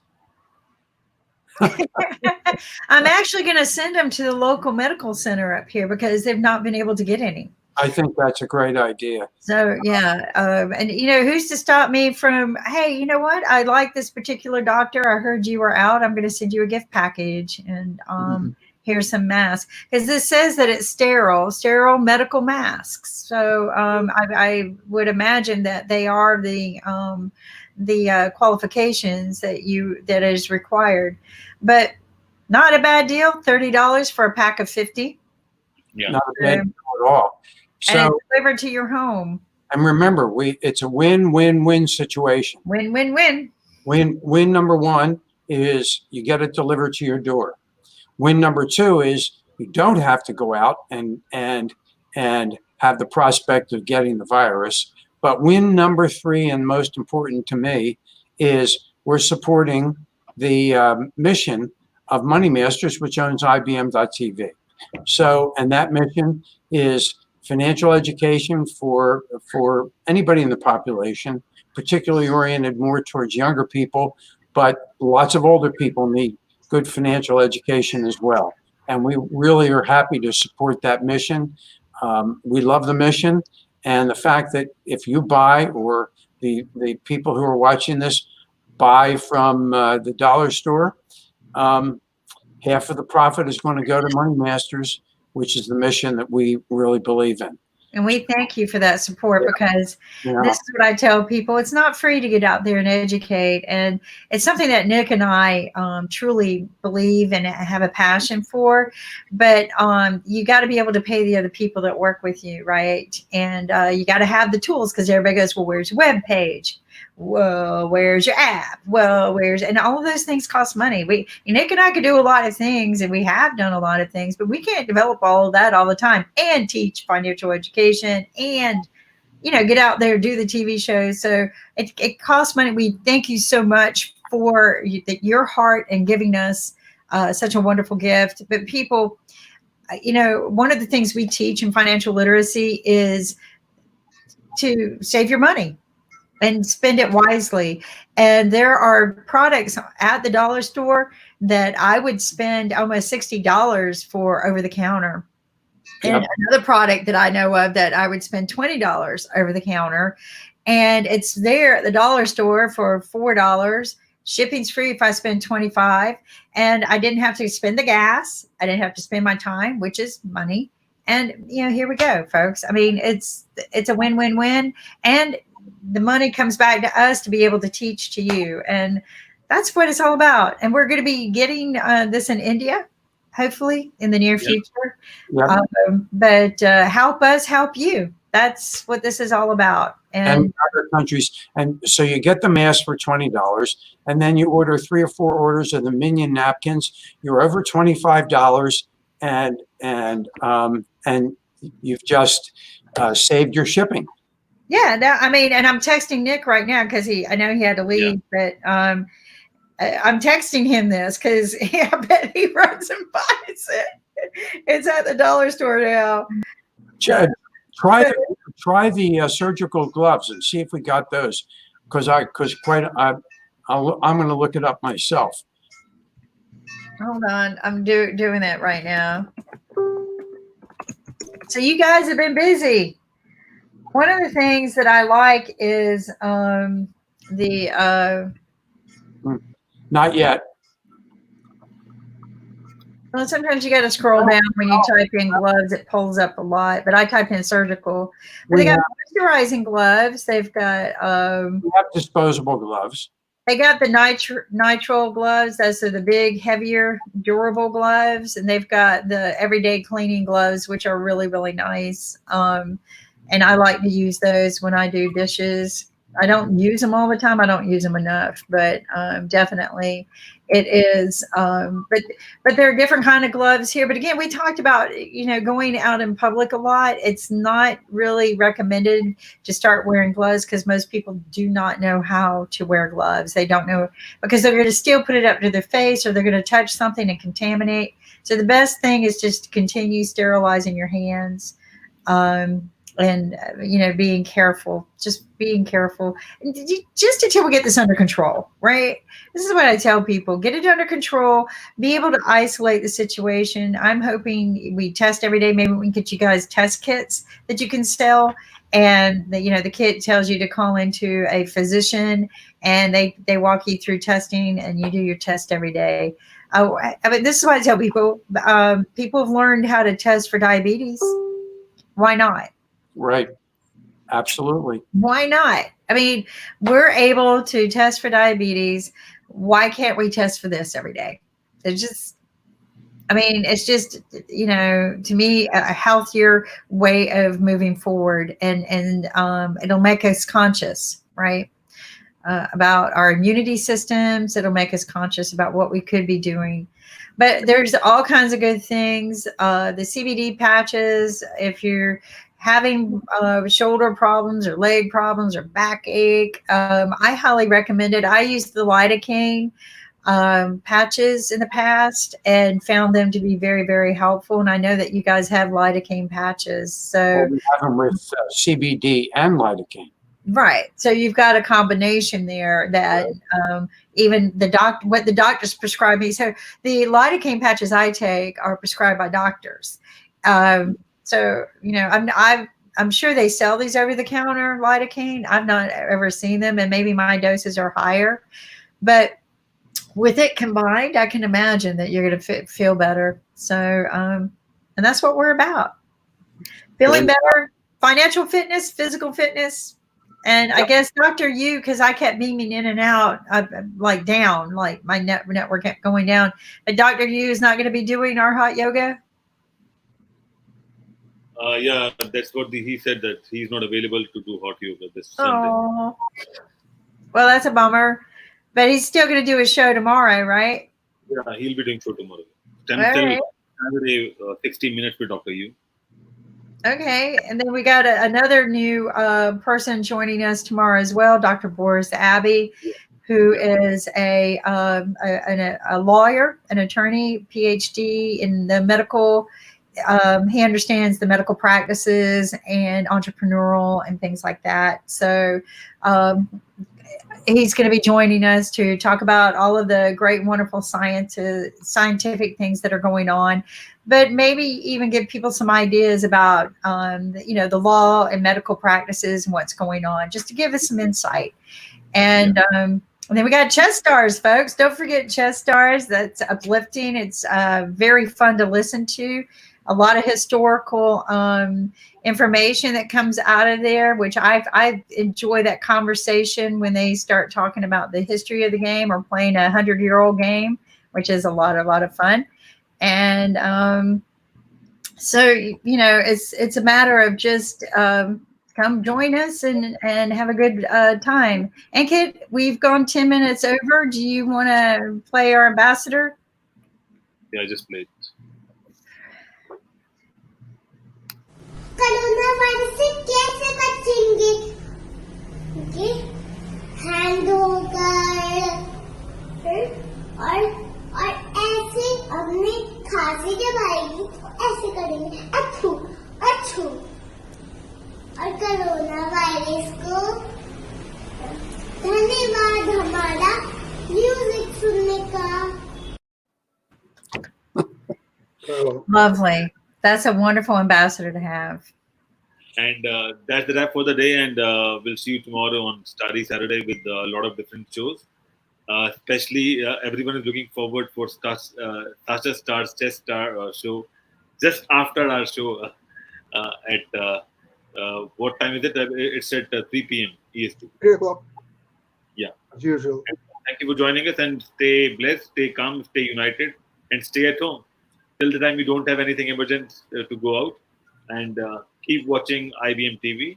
And it's time to wrap up. Take care. Bye-bye.